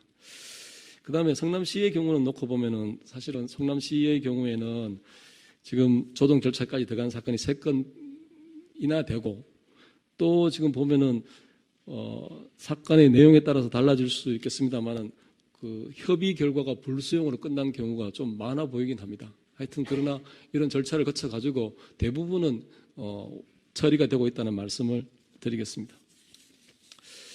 마지막으로 성남시장께서 이제 아까 질의응답에서 그 지방자치단체 재정과 관련해 가지고 말씀하셔서 그 말씀을 제가 듣고 제가 한 가지 말씀만 덧붙이고 마지막 변론을 마치겠습니다. 성남시는 기초자치단체로서 사실은 생각해 보면 전국적으로 봤을 때 그 지방 재정의 자립도랄까 재정 상황이 가장 양호할 수 있습니다. 그것은 왜 그러냐 하면은 성남시의 경우에는 이 인구 밀도가 높습니다. 또 대체로 도시 개발이 거의 다 끝난 지역이고 그렇기 때문에 가만히 생각해 보면은 그 성남시의 이 인프라 뭐 도로라든지 이런 부분을 위한 그 재정 투자 부분이 그건 아닌 저 지방의 군 단위 지역을 생각해 보면은 차이가 나는 게 분명합니다. 또 그런 측면에서 성남시와 지방의 군하고 비교해 보면은 예컨대 한 공무원이 담당하는 주민의 수 이렇게 생각해 보면 차이가 날 수밖에 없습니다. 그러면 그것이 거꾸로 생각하면은 비용이 성남시 같은 경우에는 당연히 비용이 적게 드는 겁니다. 그런 측면에서 성남시가 재정이 가장 양호할 수 있다는 점은 저도 이해를 하는데, 자 그러면 국가에서 봤을 때 이 사회보장기본법상 이 협의 조정 절차 제도와 관련해 가지고 생각을 해보면은 이 협의 조정 제도의 목적은 물론 사회보장 제도 자체의 그 중복이나 누락을 막는 그런 부분도 있지만은 중앙정부로서는 지방자치단체 사이에서 지방자치단체가 사회보장 사업을 자율적으로 하는 것은 지지돼야 되겠지만은 그 결과 자치단체 사이에서 지방 사회보장 제도의 격차가 지나치게 나는 것도 나름대로 그 부분에 대해서 어느 정도 문제가 발생할 수 있고 그 부분은 중앙정부가 그거를 갖다가 관리해야 될 몫이 있는 겁니다. 그거와 관련해가지고 지금 이 협의 조정 절차가 진행되고 있는 거고 지금 통계표로 보여드린 것처럼 대부분은 협의가 성립해서 끝나고 있고 그 협의 성립의 대부분은 또 지방자치단체가 원하는 사업이 복지부의 승인에 의해서 시행되고 있는 겁니다. 이런 부분과 관련해가지고 청구인들께서 말씀하시는 그런 지방자치권, 지방재정권에 대한 과도한 침해, 제한 이런 부분을 말씀을 하시겠지만은 이런 통계자료 전체를 놓고 보면은 그것도 좀 지나친 주장일 수 있다. 이런 측면을 감안해서 재판을 해주시기 바랍니다. 감사합니다. 이상입니다. 대표님 죄송하지만 30초 정도만 발언할게 해주시겠습니까? 성남시 얘기를 해서. 아까 발언하셨던 그거 부분들 말고 아니에요? 다른 잠깐만 하겠어요. 예, 그러세요. 첫째는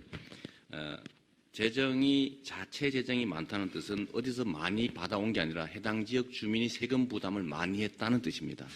세금 부담을 많이 했기 때문에 다른 데보다 혜택을 더 받는 게 맞습니다. 첫째. 두 번째는 지금 현재 이런 방식의 통제를 하게 되면 해당 지역 자치단체가 있는 고정된 예산을 가지고 다른 쪽에 낭비하는 건 전혀 정부가 통제하지 않습니다. 도로 공사를 마구 한다든지 이런 것은 정부가 통제하지 않거든요. 막 쓰면 그거는 상관없습니다. 그런데 유독 복지 정책만 통제하고 있다. 이 점 한번 꼭 감안해 주시면 좋겠습니다. 예, 수고하셨습니다. 그럼 이상으로 오늘 사건에 대한 변론을 모두 마치도록 하겠습니다.